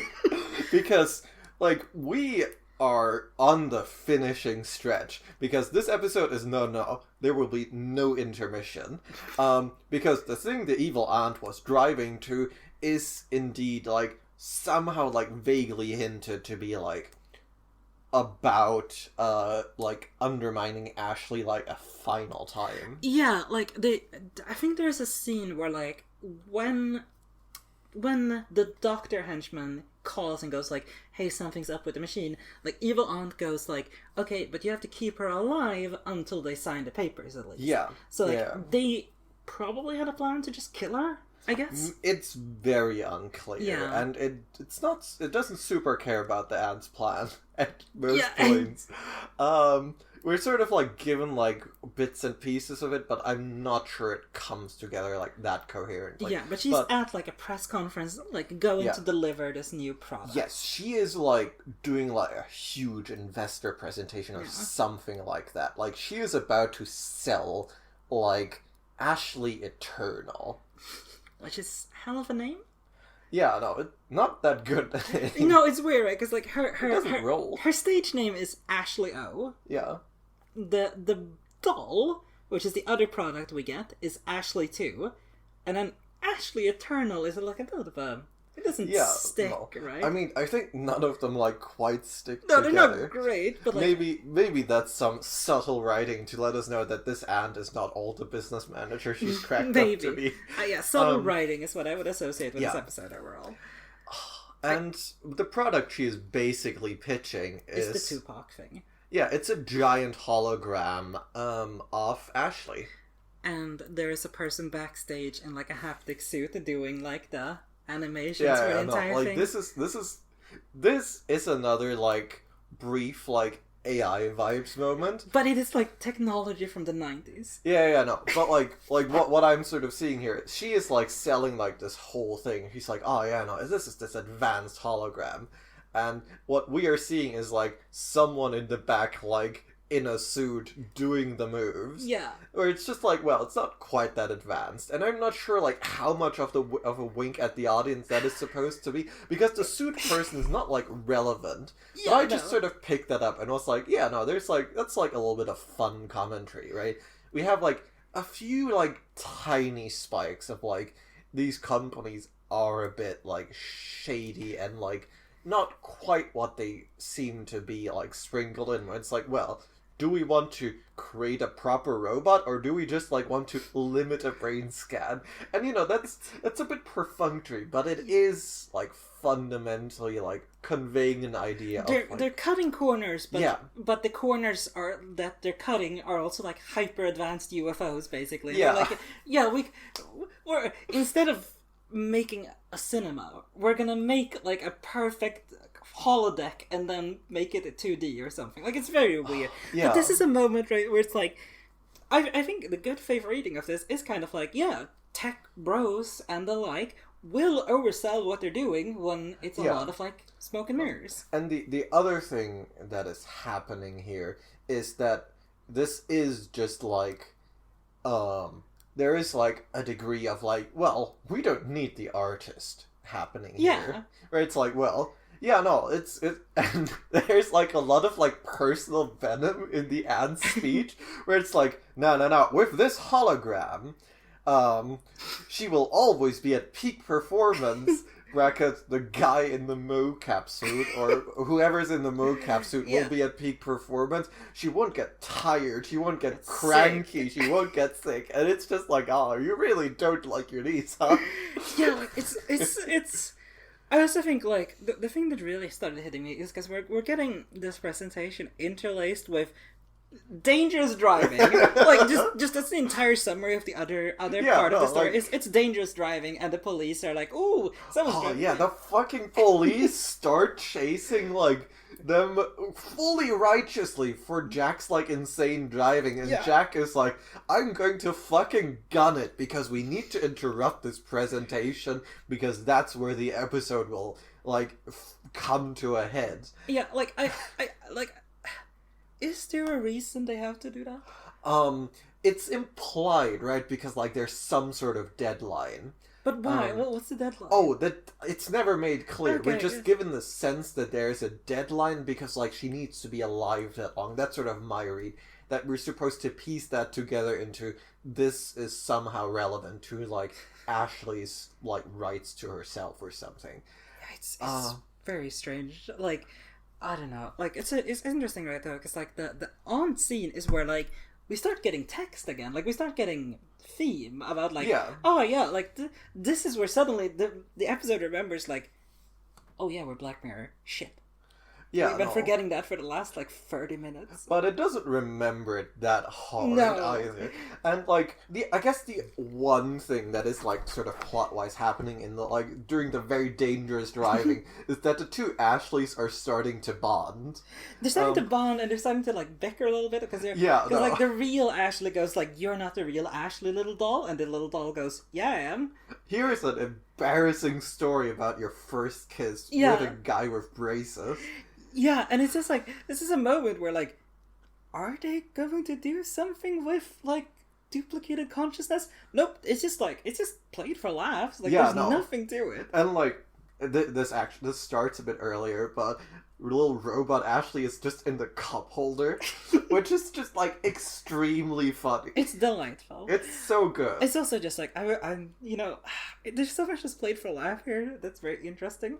And I wish we would have had a scene where the Ashley doll just goes, like, and now to rescue my brothers and or, well, I guess just my sisters, who are also out there.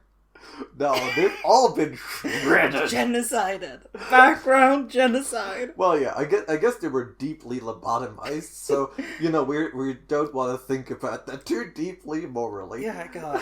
It's so much. But yeah, no, like, the sort of, like, big reveal at the investor presentation is that the hologram is not just very lifelike, but it's also very big. Yeah, it can be big. It can be scaled. It can be super scaled. Yeah. Which, to be fair, that would be very cool. It would be neat, but it's also just like...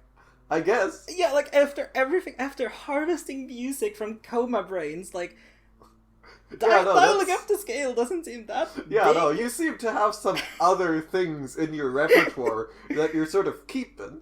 But yeah, like, this is where we have, like, actual, like, quite dense theme about, like, oh yeah, the artist is replaceable, like, what do we do with, like... they want the artist to be replaceable. Yeah, right? they want it. And, like... And, yeah, I think this is, like, another moment where, like, Charlie Brooker, like, I cannot stress this enough, does just, like, seem to genuinely have, like, access to, like, the brain of, like, the media producer tech brosphere. But it's so weird, right? Because it's used for, like, 3 minutes of, like, a side cut. Tops. And, like... As this, because, like, there's not that much meat to the scene, yeah, right? Like, it's also predicated upon the earlier of, like, oh yeah, we can still exploit her creativity from when she's in the coma, and now they're like, oh, we can just kill her off and just have her imprint. Yeah, the artist can finally be made unnecessary. And again, this is very, like, this is some genuine foresight of, like, what these kinds of people care about. Yeah. Because, like, this is pre-ChatGPT. This is pre-people saying, like, oh, we will generate TV shows for people. We will generate all music. We will make artists obsolete. Like, it's even multimedia in a way, because they're, like, also just like, oh, yeah, not only will we just make up new music, like, she can also switch costumes. She can be anywhere in the world. Like, it's so much like, oh, yeah, like, this is all the ways people are, like, selling the idea that, like, creativity doesn't need creatives. It just needs content. But, like, the exploration of this idea is cut a bit short. Like, because the party has crashed. Yeah, quite literally. Because, like, as they're bonding, both of the actors are like, I know my way to the stadium. Where, to be honest, I think my eyes might have glazed over a little bit here, because I'm like, do they know, like, what's going on here? Like, why are they specifically going there? But, like, sure. Yeah, we need to disrupt the evil aunt's plot. And they're like, no, we know the back entrance. And the back entrance, to be clear, leads directly onto the stage. Yes. So what happens is that these two girls with the horrendous driving have, like, collected, like, a gaggle of police chasing them. And they just fucking crash onto the stage. And, like, police, like, drive in after. And the evil aunt is just lying on the floor going over and over, I don't want to die. Yeah, it's weirdly, like, personal about her, like, oh shit, I'm gonna get fucking murdered. Yeah, this is another, like, harrowing moment. And like, this is where it sort of... And this is where it, like, sort of, like, comes to its close, like, quite rapidly. Because, like, the two sisters, like, get out of the car and they're like... They hold each other's hands. They hold each other's hands while they hold up their hands for the police. I guess it's just a way to show that, like, the entire plot of them having a conflict resolved. Yeah, no, the heist has bonded them. The heist has fucking bonded the shit out of them. And of course, we get, like, the reveal that the artist is back on the stage. Yeah. She gets out, she flips the bird at her evil aunt. And that's it. Yeah. I guess everything's good, which, like, really just poses a lot of questions about the world, the narrative direction, It's such an interesting place. Like, I just... Because I knew that's where it was going to end. I want access to your emotional reality the moment that happened, where it just smash cut to credits. I mean, I'm not gonna lie, I did sort of feel it sort of, like, fraying a bit. I was very here for it, right? Because, like, the sheer, like, excessive drama of it is just so remarkable. It had to come to an end, right? Like, it is hard to imagine this being like, okay, and now let's take 5 minutes to resolve the plot threads. No. We get, like, a tiny bit of that, and it comes in the form of, like, a sort of cut with the credits, like, emotional resolution, if nothing else. Yeah, because here's the thing. Mm-hmm. You see, Miley Cyrus is not like other girls. No, she is punk now. She is punk. And she has broken out from the claws of her evil aunt, brackets Disney. Yeah. And is cool now and is doing a 9 Inch Nails cover. Yes. And she has changed her name. She is. Do you wanna reveal? Shall I or shall you? You found this. Okay, so... I missed it entirely. I did not see this in the episode. But I did see it in the Wikipedia summary, where specifically, she performs the song Head Like a Hole under the name Ashley fucking O. Because, like, I think I said this earlier when we were watching that I got such Life is Strange vibes from this show. And this is the...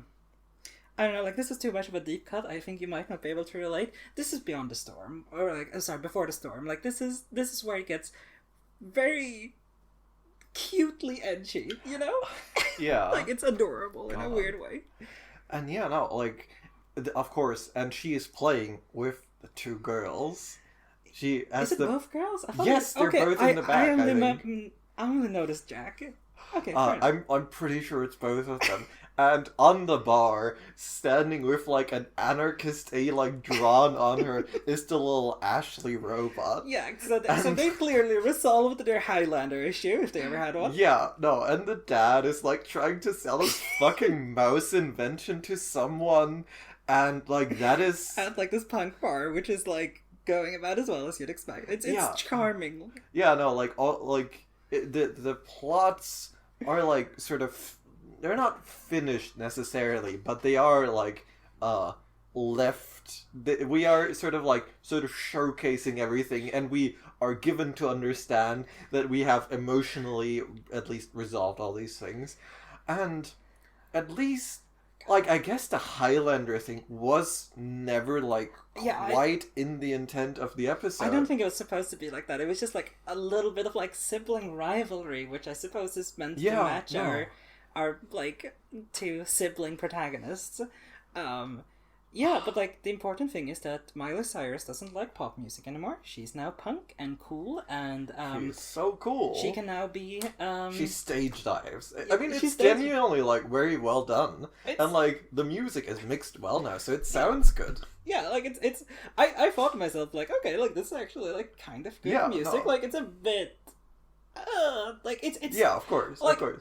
I guess as someone who's into punk, like this is a very pop punk, which I thought like was very fun, right? Like it's like them playing Blink 182 and being like, God, we're so fucking rebellious, dude. Yeah.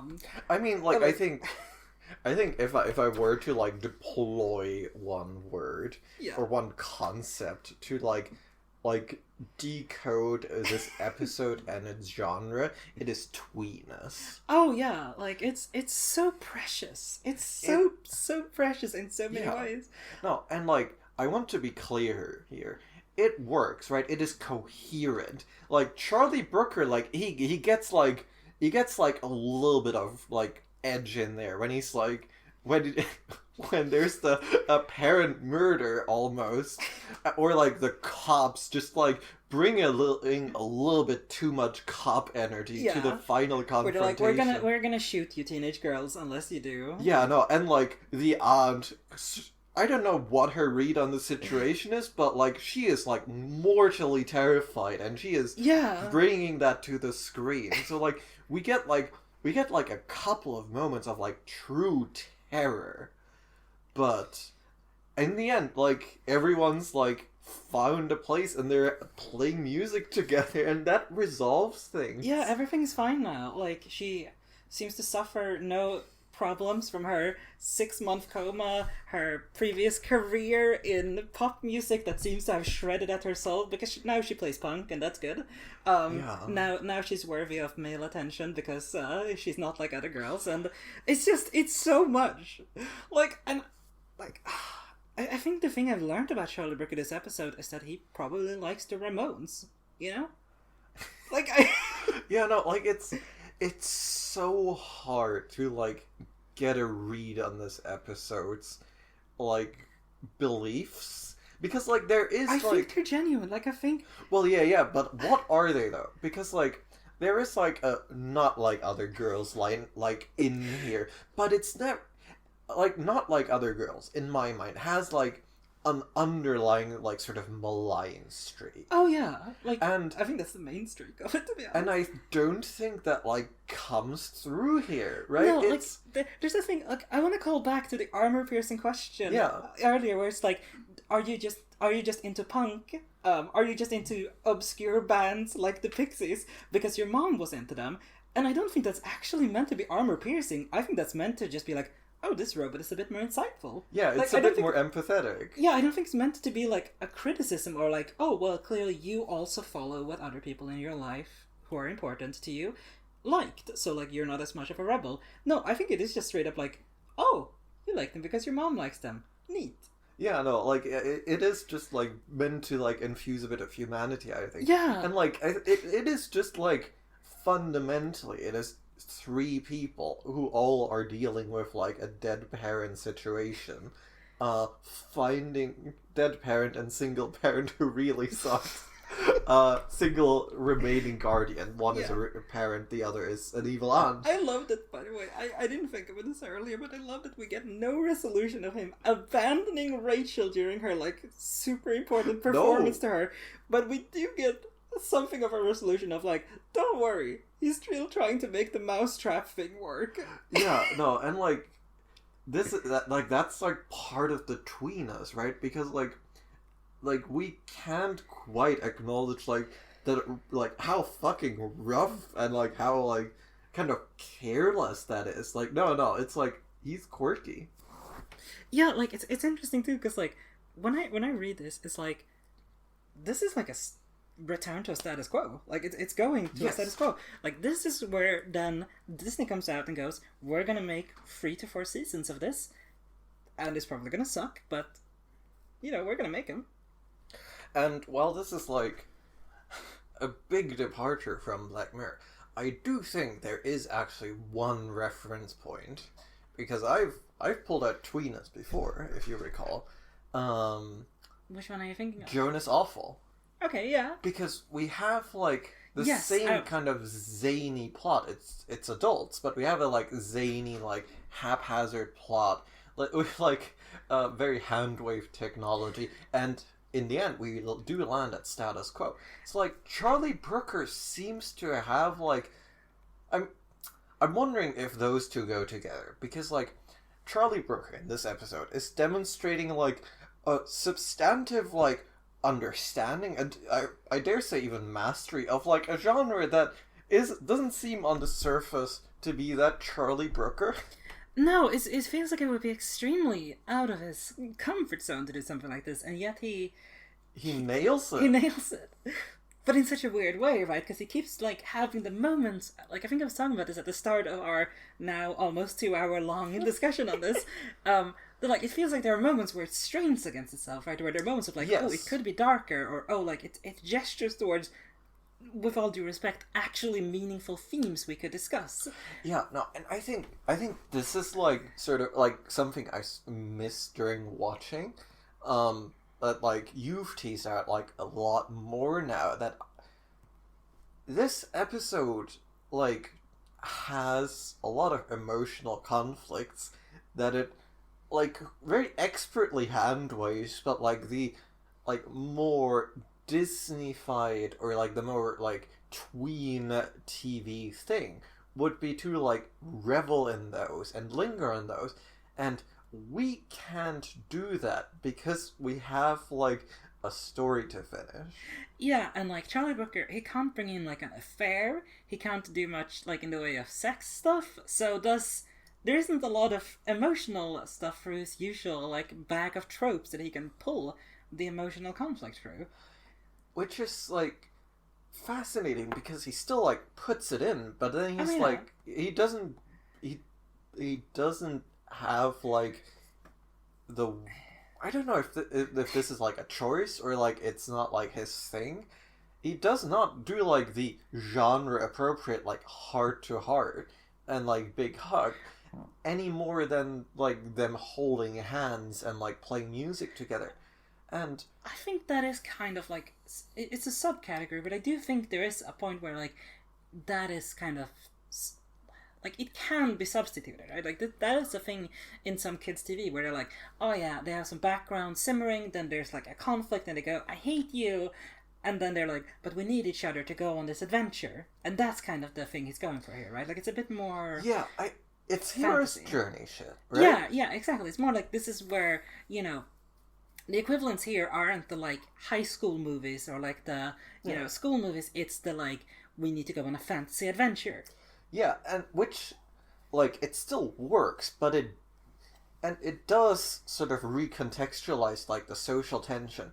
Because, like, the social tension, like, we do not resolve it, but we do, like, have, like, these characters have a lot of experiences that are, like, quite transformative. Yeah. And so, like, in that way, we sort of snake past, like, the direct confrontation, but still towards, like, proper resolution. Yeah, like, I think that's an interesting thing, because, like, kids' TV, I think one way to summarize it somewhat clumsily is to essentially be like, it's not really meant to be investigative, it's meant to be, like, resolving, like, here's a way, like, oh, if you're having a conflict with your sibling, don't. Like find something you like doing together and don't worry about it. But Black Mirror, normally, is the one that's supposed to be investigative, right? Like, yeah. A lot of the time, Black Mirror doesn't care about resolutions, right? Like, not in the, like, deep sense of everything is fine, which is where this episode eventually goes. Yeah. I think the Jonas Awful comparison was on my mind during the episode as well, because it also ends with, and as a reward for breaking the system, you get to be friends with a celebrity. I mean, that's both of them too. Yeah. Like, it's just like, it's so, like, this is even more, I think, than the previous one. Like, I think it's even more so than Joan is Awful, because it's just such an incredible, like, yeah, and then you get to be friends with Miley Cyrus, known parasocial idol, right? Yeah, no, and like you get to play with her, right? Yeah, it's like you get to be on scene, whole hog. You get to be rocking out. You're not like other girls. You have a cool celebrity who's also not like other girls, and you get to be cool and play, with all due respect, the height of like teenage angst music, right? But at the same time, like, I want to return to the not like other girls topic. Yeah. Because, like, as I said, like, there's like a malignancy to it. Like, because like it's basically like, yeah, you should. It's internalized misogyny. Yes. Like, that's like a very deep part of it.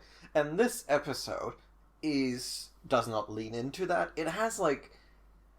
See, but this episode, like, on the surface, is, like, interested in empowerment, and they all, like, find their own ways to empowerment. And, like, we're never, like, shown that, is it Rachel? Rachel's the main character. Yeah, that Rachel is, like, wrong to desire these things. It just, like, goes deeply awry through circumstances, like, outside her control. Yeah, I think it's interesting, right? Because, like, I think the thing you're supposed to take away from this is that pop music should not be your way to empowerment. And that's just, like, that's the flat message there, right? Like, the way it actually goes about that, like, because I think I had a moment where I was contextualizing her messing up her, like, stage performance is like she made a very minor mistake. She's 15.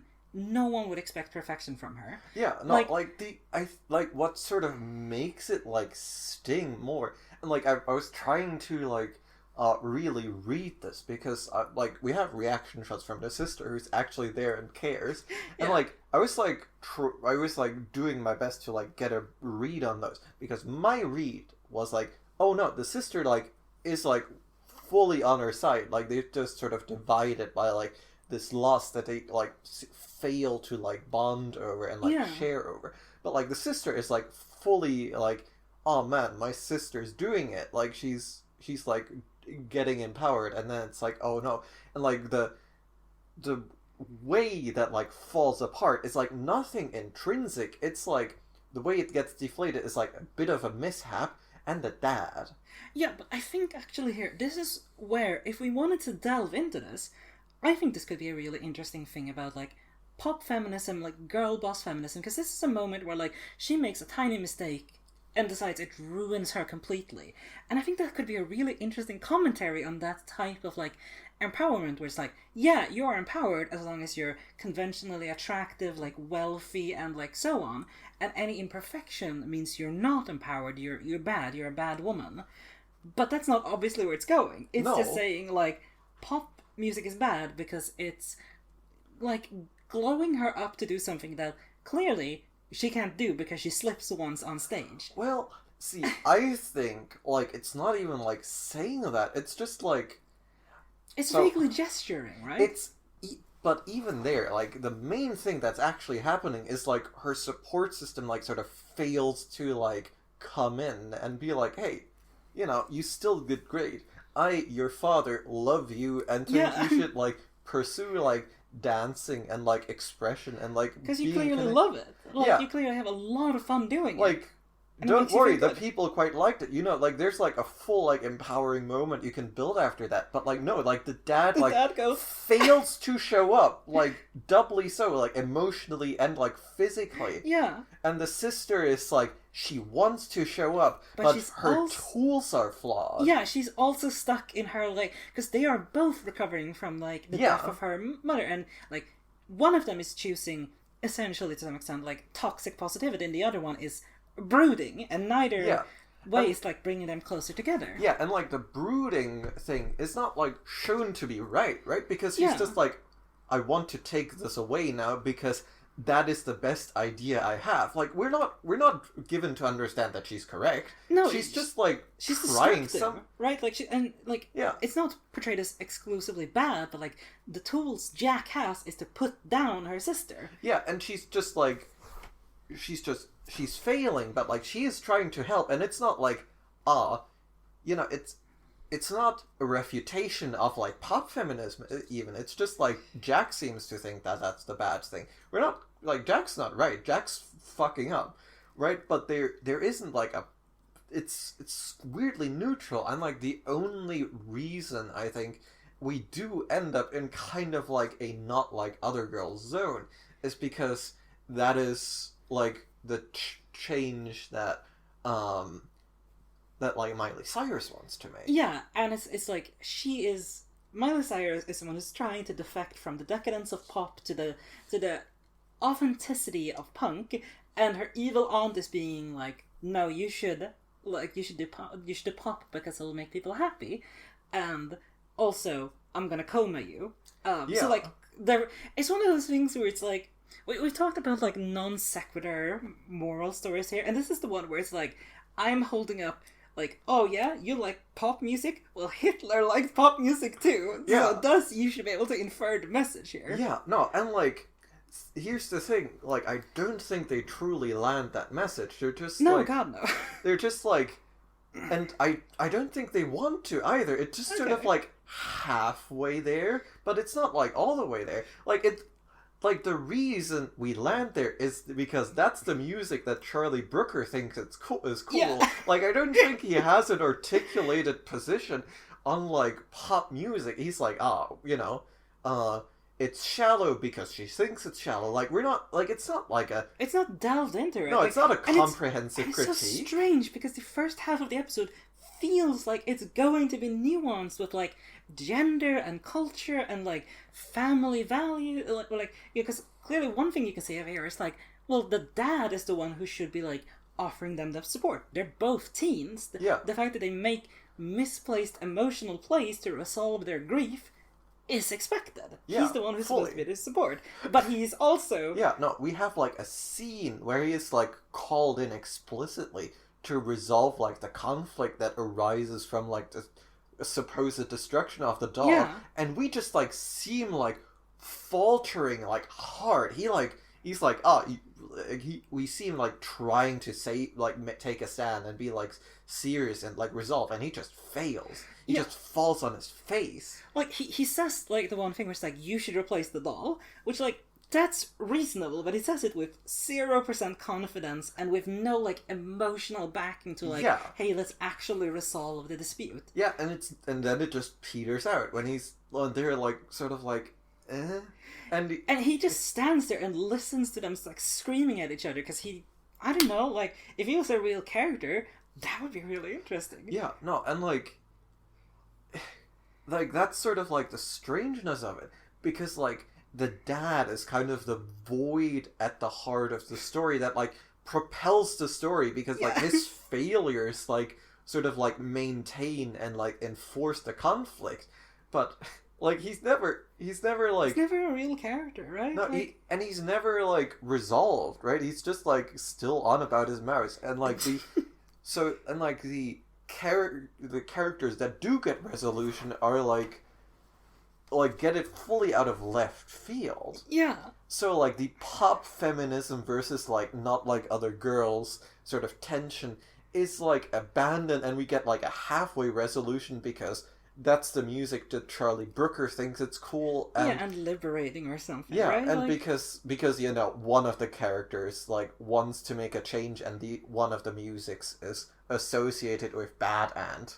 Yeah. But like it's not like dealt with, and it's not like that heavily moralized. I also I think it's so fascinating, right? Because punk is one of those like music genres that's like, it has such like a political and cultural space that it lives in, right? Like, and that's to some extent true for all music, but like punk, like, I'm sorry, like I'm gonna have to say some words here that is gonna make me sound like a nerd. Yeah, proper punk is very much about the space it lives in, right? Like it's about politics. It's about like, it is about rebellion to an extent. Yeah. It wears this on its sleeve as opposed to other music that has to live in its context, and punk embraces that.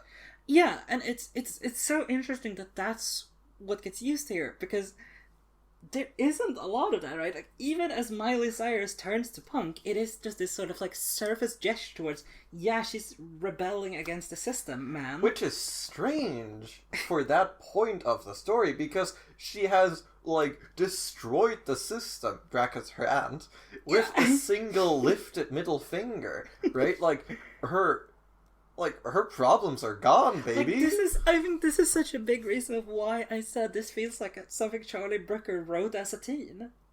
Maybe. Okay, like, I'm now realizing that there's probably one other piece that is, like, genuinely quite key to, like, deciphering to what the episode is saying here. Uh-huh. And I don't think I caught it well enough to, like, fully, like, parse it. Because there's, like, two girls that are, like, going to the punk show and are, like, deeply turned off. Yeah. And, like, they're wearing shirts that I couldn't read properly.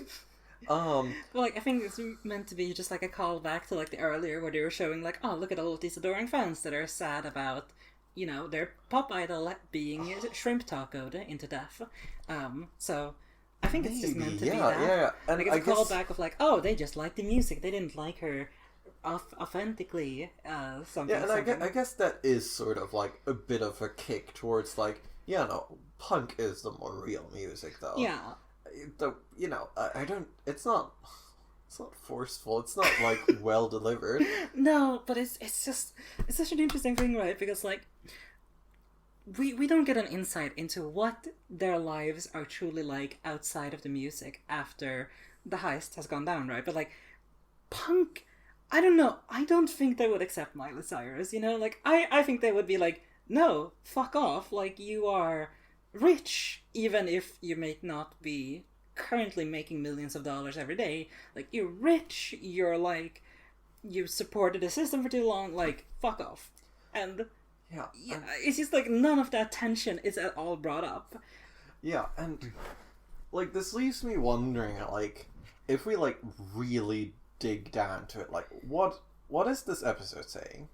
Like, we have, like, structurally, I think I'm fairly happy, like, reading it as a hero's journey, where, like, the hero, like, goes and meets the robot and returns to life changed, and, like, I guess just, like, the sort of catharsis of having hijinks with her sister, like, and another dead parent, person. Yeah, it's like they've healed their grief by going on the hijinks. Yeah, and they've connected vaguely with another person who's had the same problem, sort of. And they've all healed their griefs together by, like, fighting together. Yeah. And, like, that's it. That's kind of like it. Yeah, like, it's so weird because again, it starts by gesturing at so many fascinating topics, and then just, like, kind of slams the gas, quite literally, in the episode, and just says, we're gonna drive past all of that, and we're gonna, like, jump across a canyon.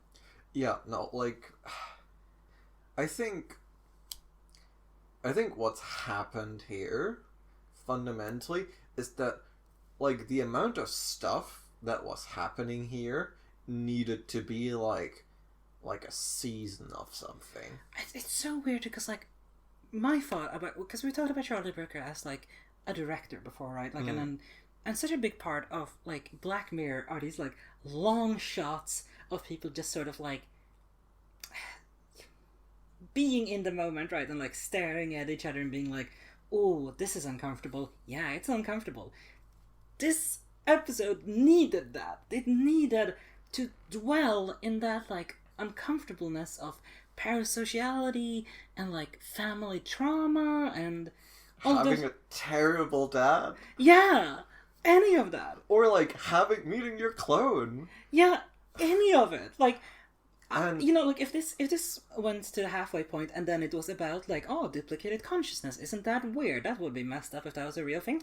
I would have been a little disappointed, but I would have been like, fair enough. Like, that's a completely coherent sci-fi thing. I would have been more interested in the, like, emotional discussion of, like, you know, pop feminism, parasociality, toxic positivity, yada yada yada. But I would have accepted an episode about like, weird consciousness stuff. But, like, what happens is that we have just, like, the amount of, like, plot points that need to happen for this episode to like be itself is so large that we do not have time to breathe and like really wrestle with the emotions. Yeah. Because like there's so much here, and it needed to be so long to like properly engage with all of these things. It chose not to. This is one of those moments where like I just wish whoever edited this sat Charlie Brooker down and said, there's not going to be any action. Like, you've written a great pitch. You don't get to do any dangerous driving, explosions, shootouts, tasers, anything, okay? You're just going to sit with this emotion and make a great episode. Yeah, no, but see, I think there is just like straight up a like Nickelodeon-ish show in here. Yeah, absolutely. And if you just like disentangle the beats, stretch them out, like make smaller arcs, and like properly like wrestle with emotions, like you can do this. Yeah. And like I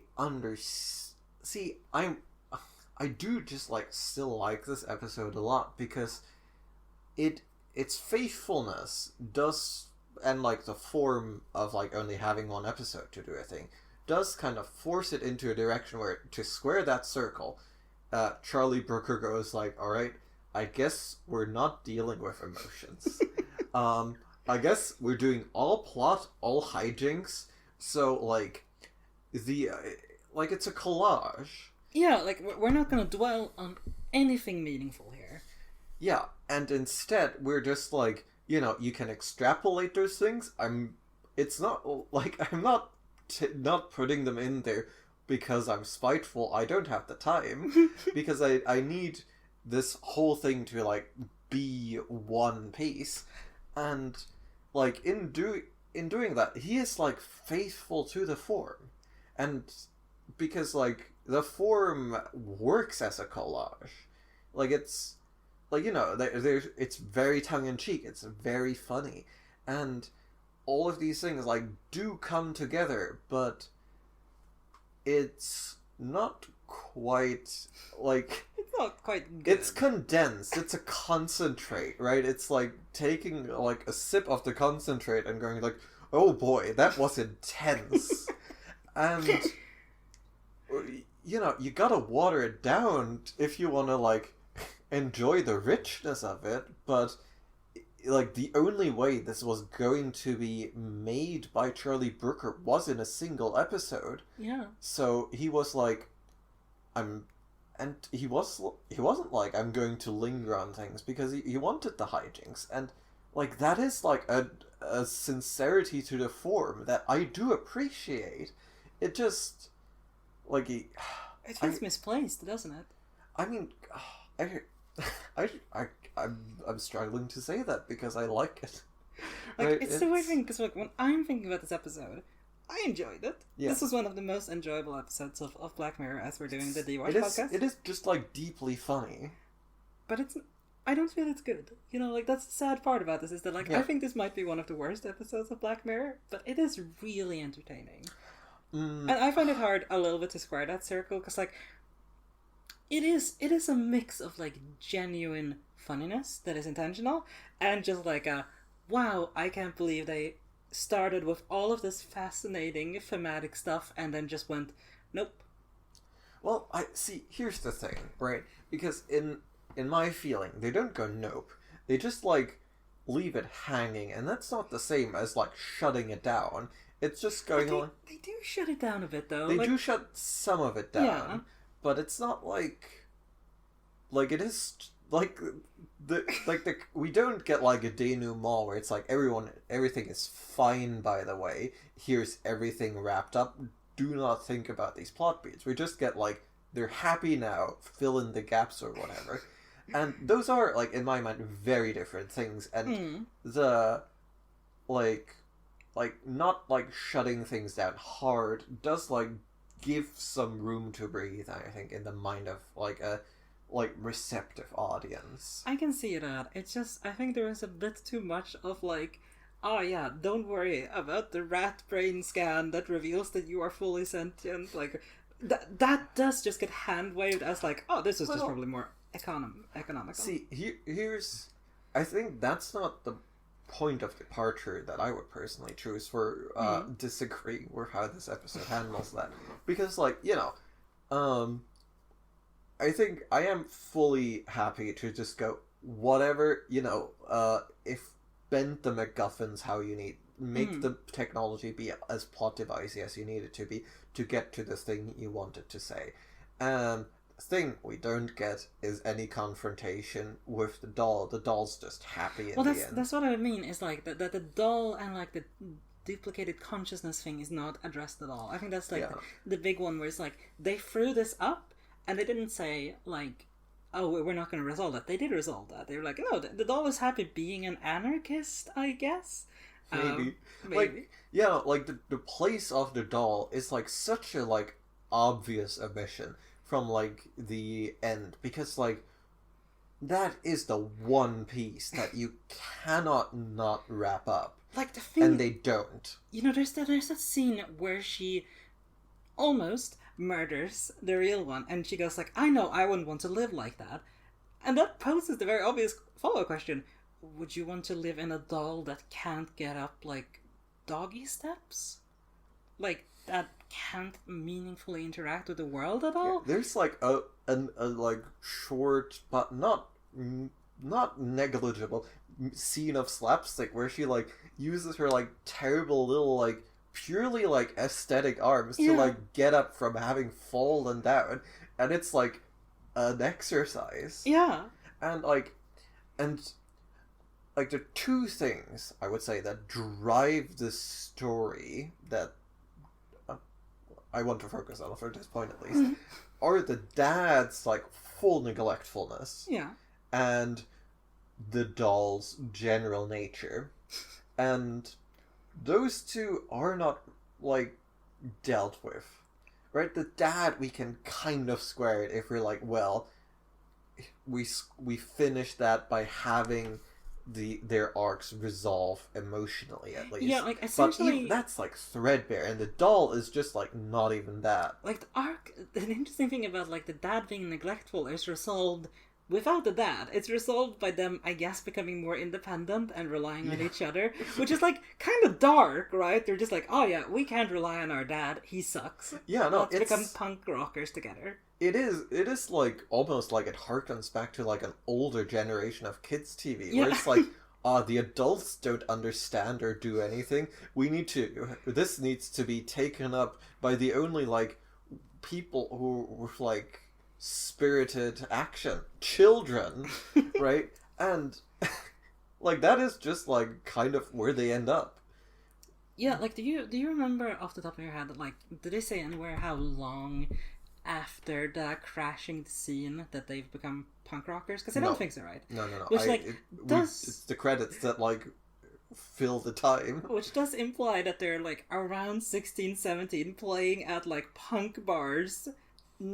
Not the most orderly people in the world. Like it's just, that's also kind of dark in a weird way. Honestly, if there's any place where children, I think, are safer to hang out than most, it is probably a bar with actually political punk music. Probably, yeah. But I mean, it's not politically punk. Well, maybe the bar is political. I think it would be very funny to end this episode with like, you know, they finish playing and all of the punks are just like, whatever, poster trash, get out.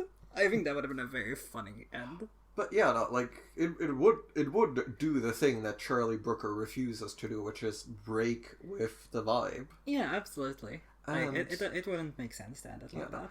And so we just have this episode that is like mechanically complete, somewhat, and like very competently like it's honestly like a masterpiece of like handcraft to like capture the essence of this vibe so well, but like the sacrifices that are made to like get there do just like undermine saying as much as you kind of hope it would. Yeah, like it's so interesting to me because like if you pitch the narrative in broad terms, you go, yeah, that makes sense that it would be a Black Mirror episode. It's about an artist being technologically forced to perform beyond essentially her own death. You're like, that makes sense. You have the obvious, like, Tupac connections and yada yada yada. Like, there's millions of words already written about this. It just makes sense.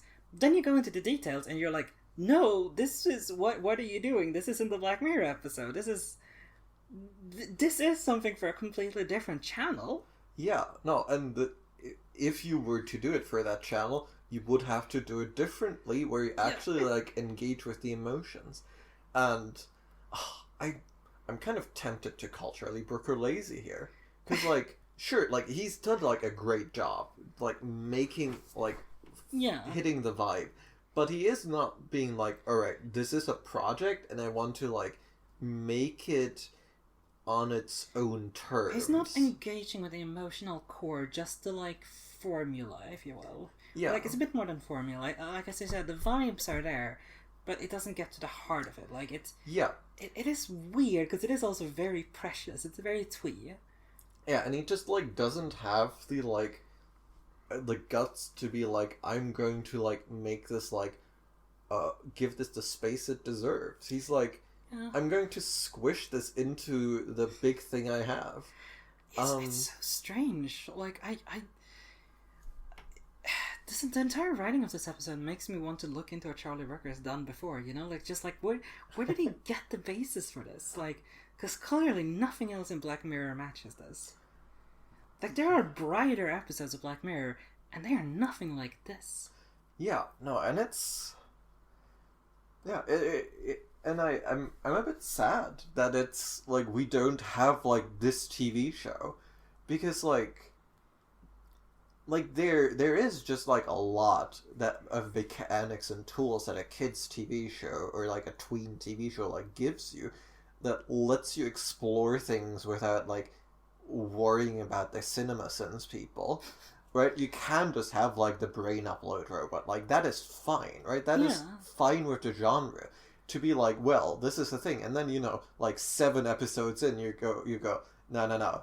Let's get emotional about having a clone for 1 episode, but like we don't have the space, and so to like fit the season, fit the single episode, we need to cut so much that it is like a pastiche. Yeah, it is really sadly reduced, right, by its strange, like, interconnectedness to 2 very separate vibes. Yeah, and I think, like, if I were to try to boil down the problem this produces, is that, like, this sort of thing is very antithetical to Charlie Brooker in a particular way, because Charlie Brooker wants to make, like, single thing episodes, right? He wants to be like, this is an episode about like a very it's focus, right? He wants to do focused things, and like that is not like the scope at which the genre he has shifted for 1 episode to operates, right? No, it's coming of age. It's about like it's small moments, and he can't quite get there. Yeah, like he lurches over the line by finishing off one of the plots, kind of, but like there's so much hanging, right? Like, I think Charlie Brooker as a writer too, just he's too sweeping to make these kinds of stories, and like that's not a criticism. That's just like some writers are more for one thing and one for another. Charlie Brooker wants to make the big declarations, and that's not the genre for this. Yeah, no, like I think like the thing that I'm realizing is like, if this were like this is like at the perfect sweet spot for like length being very bad for it, because like if it were longer, we could have like maybe the dad have like an emotional plot where he's like he maybe finds love, or maybe he like connects with his daughters or something, right? Or we could like dive into 1 or 2 of the like emotional subplots a bit more. We could give it space to breathe, or we make it shorter or even keep it the same length and cut fat, where we like cut out the things that are like unresolved and give the things that we want to resolve, pick a few, and then let them breathe. But like this, we are just sort of like resolving like by force.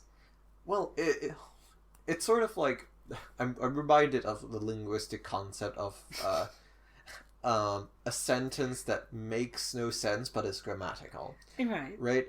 And I think a lot of film works like this, where it's like you don't need to make sense of it to understand from the grammar of film that we have come to an end.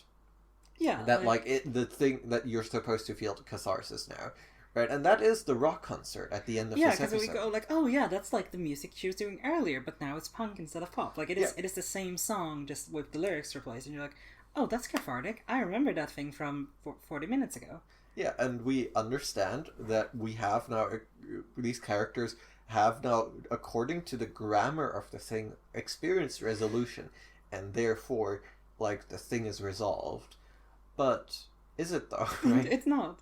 It's just like my brain does keep fixating on like, I can't believe they made the dad have his entire rat scheme in order to have a brain layer to resolve the robot. Like, you can't just like plug it into a computer and then have it work, right? You can't just like, that's like, it's these things that are like, this either needed expanding or cutting, but it's like like the reason why there's those spaces is because there's so many plot beats, because there was Charlie Brooker was like, oh yeah, no, this is gonna fit together, this is gonna, and he needs to like be more sweeping or less sweeping. He's stuck in the middle, and it's undermining like the cohesion. Yeah, I just like, usually with sci-fi you get like, okay, at some point they will say something silly in order to like make the plot work together, or like make this mechanism work together,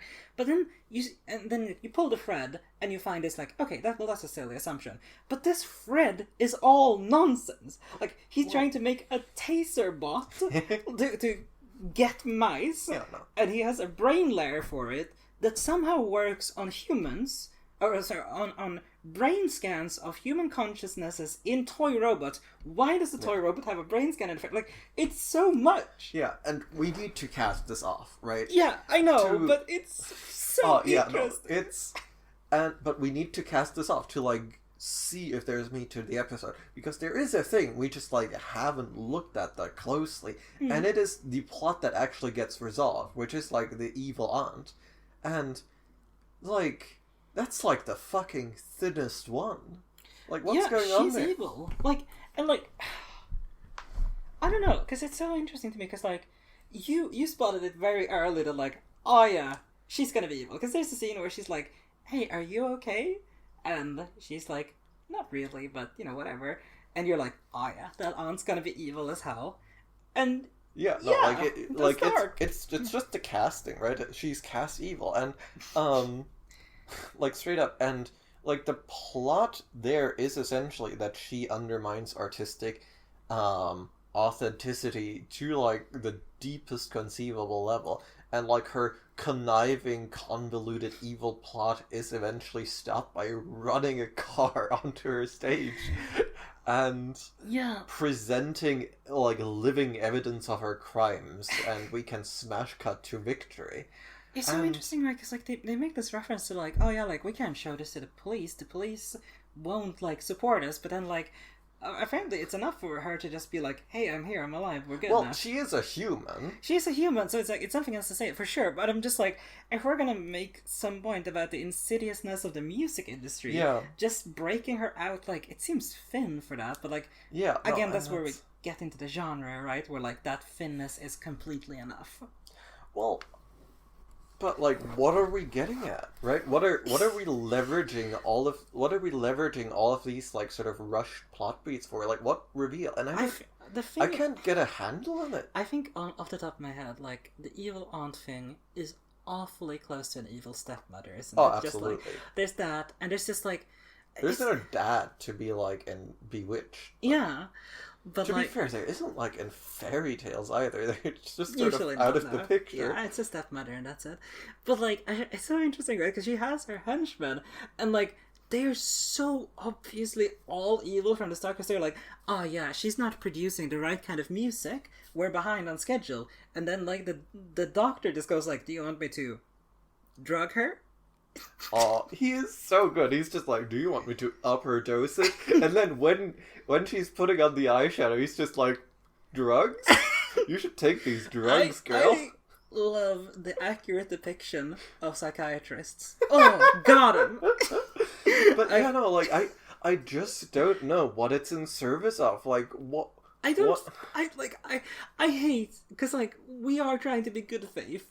Yeah. But at some point, I think we just have to be like, no, she's evil. Like, because like there are moments where it hints at her being something more, and then immediately says, never mind, she like combed her, you know, like she drugged her like out of pure evil. She's gonna kill her, like, and just like milk her for money, like. Yeah, no, it's like it's not even clear if she's gonna be killed or if she's just gonna be like kept like as the music like machine. Yeah, like there's that, like, this is one of those ones where if you paid me to write an article about how morally complex the villain here is, like, I would have to remove like 80% of the story in order to make the case that she's like a complex villain. Yeah, no, and that's sort of what. Is it just that it's like, oh yeah, music industry bad? Like, separating, like, trying to cut out the artist bad?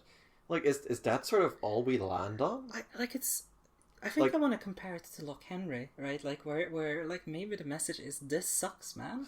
But this one is in a much more dissociated state, right? Right? Like, there's no depth to it. There is just like, yeah, the music industry is evil, but artists are cool, which is appropriately like a bit juvenile, right? Like, yeah, and I say that without trying to be mean, but like it is a very like, yeah, like the people who make the music, who sing, I like them. It, you know, it reminds me of One Direction fanfics. What? Well, it's just like there's a subgenre of One Direction fans who, I mean, I think this is like 10 years old by now, but like One Direction fans who write fanfics about how the band itself is being oppressed by their managers and such. Yeah. And all the boys are, of course, wonderful, but the managers and the staff are evil. Yeah. And like, it just harkens back to that, doesn't it? Like, there is not a single... The most morally neutral staff member is the makeup crew, who are never shown on camera. They are mentioned that they exist, and that's the most we get to morally gray. Everyone else is straight up like capital E evil. Like there's like, again, because I have been trying to dig before we got to this point of like, is there something there? And I can't find anything. I'm pretentious as hell, and I'm not getting anywhere with it. I guess we might just like have to file this as another like part of the formula, which is like, no, it's not just that we have like this hijinks kid story. It's also that the morale is that adults are evil. Adults are incompetent and evil, and you should fucking try to almost run them over. Like it's. You just need to take life into your own hands. Find like the most juvenile older person because they're the only ones you can maybe trust. Like, is that what we're landing on? I think so. Like, it reminds me of one thing, because they do end up mentioning that Ashley is 24, and like, I think I was a little bit, because they said something like, oh yeah, like you can't get out of your contract until you're 25, and I was like, okay, that's probably a long time, right? Because she feels very juvenile, and they're a little like, oh yeah, it's in 6 months, and I'm like, what the hell? She's 24? Like, she feels 19, you know? Mm. And I think that might actually have been better for the episode to really because, like, I also feel like if they said, like, the contract is until you're 20, that would register as, like, oh, that's a big number when you're a teenager, you know? Like, that's a really big number. And it's, like, they're trying to do, like, a bit of a Britney Spears thing. Oh, yeah. But it's it doesn't, like, quite go that well. So, yeah, what's up with this episode? What the hell? We've been talking for almost 3 hours. Like, what do we get? I think it's one of it's a mosaic, right? It's a collage, it's a mosaic. And, like, if you step back far enough, like, and you, like, take in the vibe, you get something. You get, like, oh, yeah, no, you know, a bit of girl power, a bit of, like, hey, maybe being not like other girls can be cool. And, like, it doesn't quite have the line element, like, deeply, but, you know, it is a bit there. Yeah. If I think genuinely only by accident of Charlie Brooker's music taste and affiliation with Evil Aunt, but I sort of like chalk those up to just like going with cultural cliches unquestioned. Yeah. Like that sort of there. Sorry, I'm losing my plot. No, like I think that reaction is perfectly natural here, because like it feels so surreal to look back on this episode, right?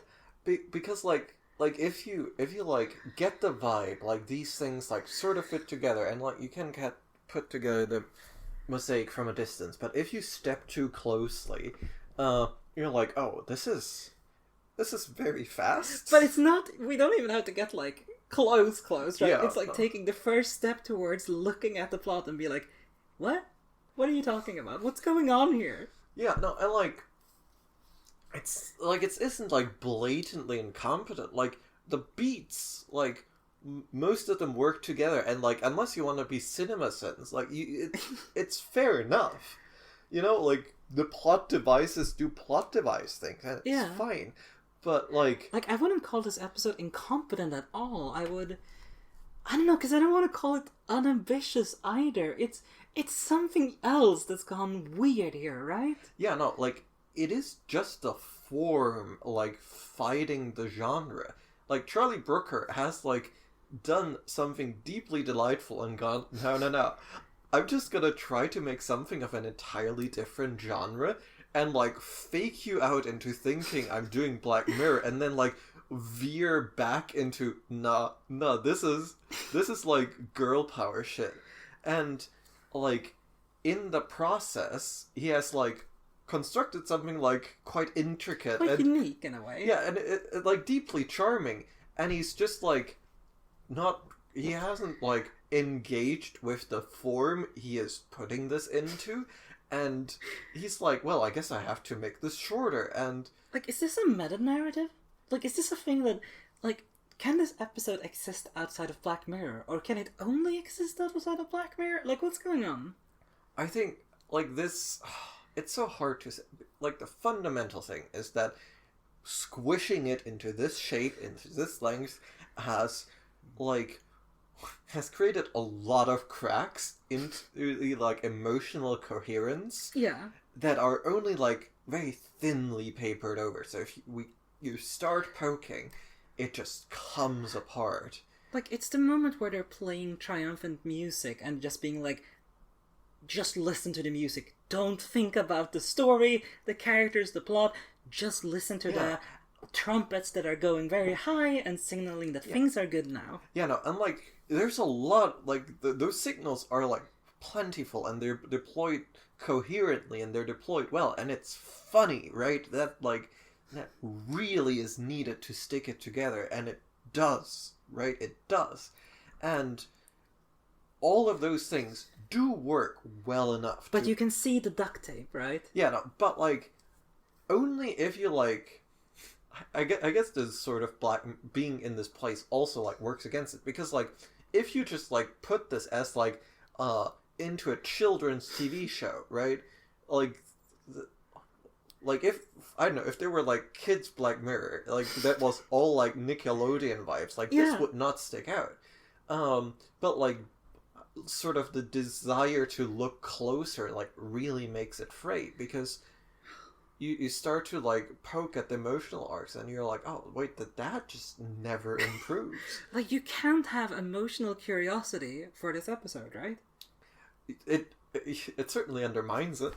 It certainly puts into a very different place. And also, I just can't believe that through it all, they just wanted to drop Jackson Habanero on us and then move on. Yeah. Now, do you still want to look at reviews? I would love to look at reviews, because, like... Let's look at reviews. So, I have the Wikipedia page here, and there are some ones that just stuck out immediately to me. So, first of all, the reception bit is very long.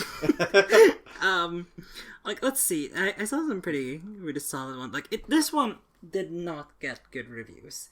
And which is fascinating because, like, it's a banger. It's a banger in a way. And I just, like, I know. It's a banger for the wrong audience, I guess. It is. Yeah, I think it's like a bit of an expectation thing.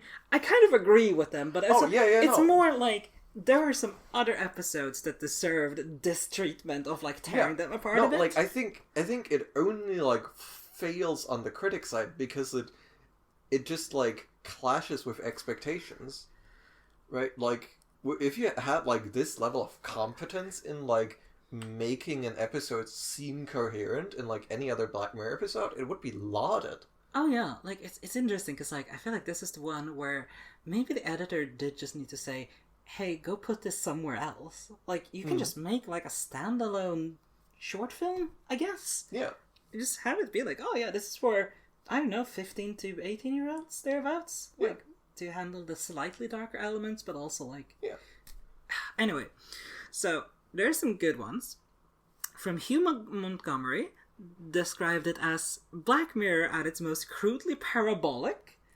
I think that's a good one, but also just like, they're just coming at us Disney movie spoof due to its ridiculous plot and obvious writing. And I don't know, like, obvious is interesting, right? Because it's like, yes, but also no, because we expect it to be less obvious, so... Yeah, no, like, this one is just mad at the genre. Yeah, like, it's fascinating. Let's see. I had a really good one. Let's see. Diodario calling it the most majestically wrong-headed episode of Black Mirror, and I was like, damn, that really cuts to the core of it. Let's see. Intermittently fascinating bit of pop music melodrama, albeit bizarre. The single extra word there, which is like, yeah. I don't know, like, I think I just want to run to IMDb and read some user reviews here. Yeah, no, like, I'm actually surprised at, like, how in tune that we are this time around, because, like, I wanted to defend this episode more, but it is, like, uniquely, like, strangely, like, being sort of, like, put in front of the wrong audience, like, is, like, seems to be, like, what has prompted people into actually engaging with this episode, and it's very unfortunate that it wasn't like strong internally. So it's got a 6.1 out of 10 on IMDb. I also just like I want to read this like little blurb here on IMDb because I think it really says something about like the episode does not go where we expect it to, right? Because they go, a lonely teenager yearns to connect with her favorite pop star whose charmed existence isn't quite as rosy as it appears. And that like gives you the like, ooh, there's mystery afoot here. There's like something deep, perhaps emotional. And then, 30 minutes in, we're driving a mouse van through the streets. Like, it's fascinating, right? I love the mouse van so much. It's such a... That's made, like, the mouse van has more of an emotional presence in the episode than the dad. So I guess it's a proxy dad. It has some very spread reviews. Lots of 6s and 7s. Also a lot of 10s. Also a lot of 1s. Yeah. Like where... So I'm not familiar with reviews. Like where do you actually see them? Because surely there's like good ones here. Yeah. They've Pink Mirror, a Disney version of Black Mirror. Hannah Montana, the documentary. Like, there's a lot of surface jokes here about, like, insert pop star here. But I'm surprised by, like, how equally this scanned for everyone. Yeah, listen to the message. It's not the best episode of the series, and certainly not of the whole show, but the message is still in there as it is in every other Black Mirror episode. What the fuck? Like, what are you talking about? What is... Stop basing ourselves off what we see in the media. Did you see the other half of this episode? Even the first half isn't really about that, but like, no, sure, yeah, no, I can buy it. Yeah, no, like, that's... What is the message? Sorry, 7 out of 10 by Ted DiCaprio? I don't know how to... Teddy Caprio? There's pop star in the future too. What's with the hate? Black Mirror must cover all aspects of life, right? And there's pop star in the future too. I think this episode is interesting. I think this review is really interesting, right? Because what do you mean? First of all, what do you mean the future? Second of all, like what do you think people's issue with this episode was? Like, I'm genuinely fascinated. Like, did this man think people are criticizing this episode because they think it's unrealistic that there are pop stars in the future? Which, again, this episode is not set in the future. Like honestly, maybe there's like moderation happening here, but what surprises me is that like people seem to have sort of come to the same conclusions as us. Like, I just thought there would be like more rampant sexism here. Oh yeah, like for sure. I mean, yeah, there might be moderation here. I want to read a review to you, and I want you to guess what the score was afterwards. Wow, Rachel, Jack, and Ashley 2 was atrocious, utter garbage, and shockingly crap episode of Black Mirror, easily the worst in the show's history. There's some I'm gonna skip. It's a fairly long review. This episode is what we all feared Black Mirror would become once it was announced Netflix was to take over. The nuanced, subtle messages are non-existent and we're left with a reductive alternative, which lacks even a shred of relevance when compared to any predecessor installment. What do you think this man said as the score? And I promise, like, I'm not like covering any of this interview or this review. The rest is the same vibe. Like 6 out of 10. 7 out of 10. Hell yeah! I think they would have gone for a 6.5 if they could. Yeah, maybe 9 out of 10, like a 90s teen movie. So, like, I think maybe they are reaching some of the correct audience. Black Mirror turned kids movie, 2 out of 10. Miley Cyrus hated Hannah Montana 2, 9 out of 10. I don't know. I wish I knew more about like pop stars to really be able to delve into these references, but. I mean, just basically, she was like in sort of an imprisonment Disney contract that needed her to like have a clean image, and then she was like, "All right, I'm free now. Slut time, shaving my hair." Which like power to her. Oh yeah, big time. 10 out of 10. 9-inch nails in another life. I see a lot of people commenting that it's not very Black Mirror. Maybe you're already too used to weirdness. In the end, I liked how weird it was, but still, for once, with a happy ending, and it did not leave me with the usual all is lost, I feel so depressed now kind of vibe that I usually feel after watching the show. Do you think people... Maybe this is too much of a deep cut. Do you think people are confusing feeling good with having watched something good? Probably. I don't know. I am struggling with that myself. Because, like, it is so funny and so, like, energetic. I mean, here's a perfect review. 8 out of 10. Bemused by the other ratings. Saw how this episode was marked as a dip before watching it. Maybe the most straightforward episode of this series, but found it to be utterly charming. The weird part is when they then add, in a Black Mirror way. Not true! This is... No. There's another more like Pink Mirror. So I think we are getting the sexism. It's just like a little mini disguise, I suppose. Yeah, no, but it's not like that. Like, it doesn't seem to be the thrust of it. It just seems to be people are like, oh, yeah, no, I don't quite get this sometimes. Angry bassist review. Okay. Like, Oh, I have to sign... Oh, I see. It's not called guitar, it's called bass. Okay. So, yeah, I do think they just call it a guitar in the episode. But the Wikipedia says it's a bass. Kind of a Black Mirror episode, which is just a very funny title for a review. I feel it's weird, because a lot of these reviews do kind of suggest the same thing was taken out of it. It's just like, did people like that or not, you know? Yeah, no, it's... God, I'm fascinated by this, because I feel like it sort of suggests an alternate universe where Charlie Brooker has not hit it big and sort of got stuck writing children's TV and, like, just really, like, is doing bangers. Yeah, no, it's... But, like, yeah, no, like, I think fundamentally, like, this episode just, like, does not hold up to inspection, and it's quite sad, because, like, there is, like, something, like, a remarkable feat of just, like, hey, by the way, I can do this other genre here. But at the end of the day, like, you you may be proving that you have the skill, but you're also proving that you kind of forgot that you need to do the format. You kind of, like, it's kind of like a, yeah, like, you can, should you, though? You know? Yeah, well, I mean, the answer is he definitely should, right? I want to see Charlie Brooker's, like, tween TV show. Like, I think he has, like, he has the vibe. Like, he has sort of the, his like, Jackson Habanero is just, like, a beautiful, like, it's perfect. Grenade to, like, toss at, like, an unsuspecting audience, right? He has, like, a glee in, like, being able to just be like, hell yeah, full brain scanner. Like, I think he's, like, there's, like, a part of him that likes not being encumbered by Black Mirror and going, like, yeah, no, let's, like, have spritzes of technology and have that be, like, fine. Yeah, I think it's also, like, one of those things where Charlie Brooker is very, like, in a sense, twee as a writer, right? Because he likes being like, do you remember that thing? It's back, but it's now slightly more sinister. Like, that's... He has that, and that's such, like, a thing tweens to young teens are gonna...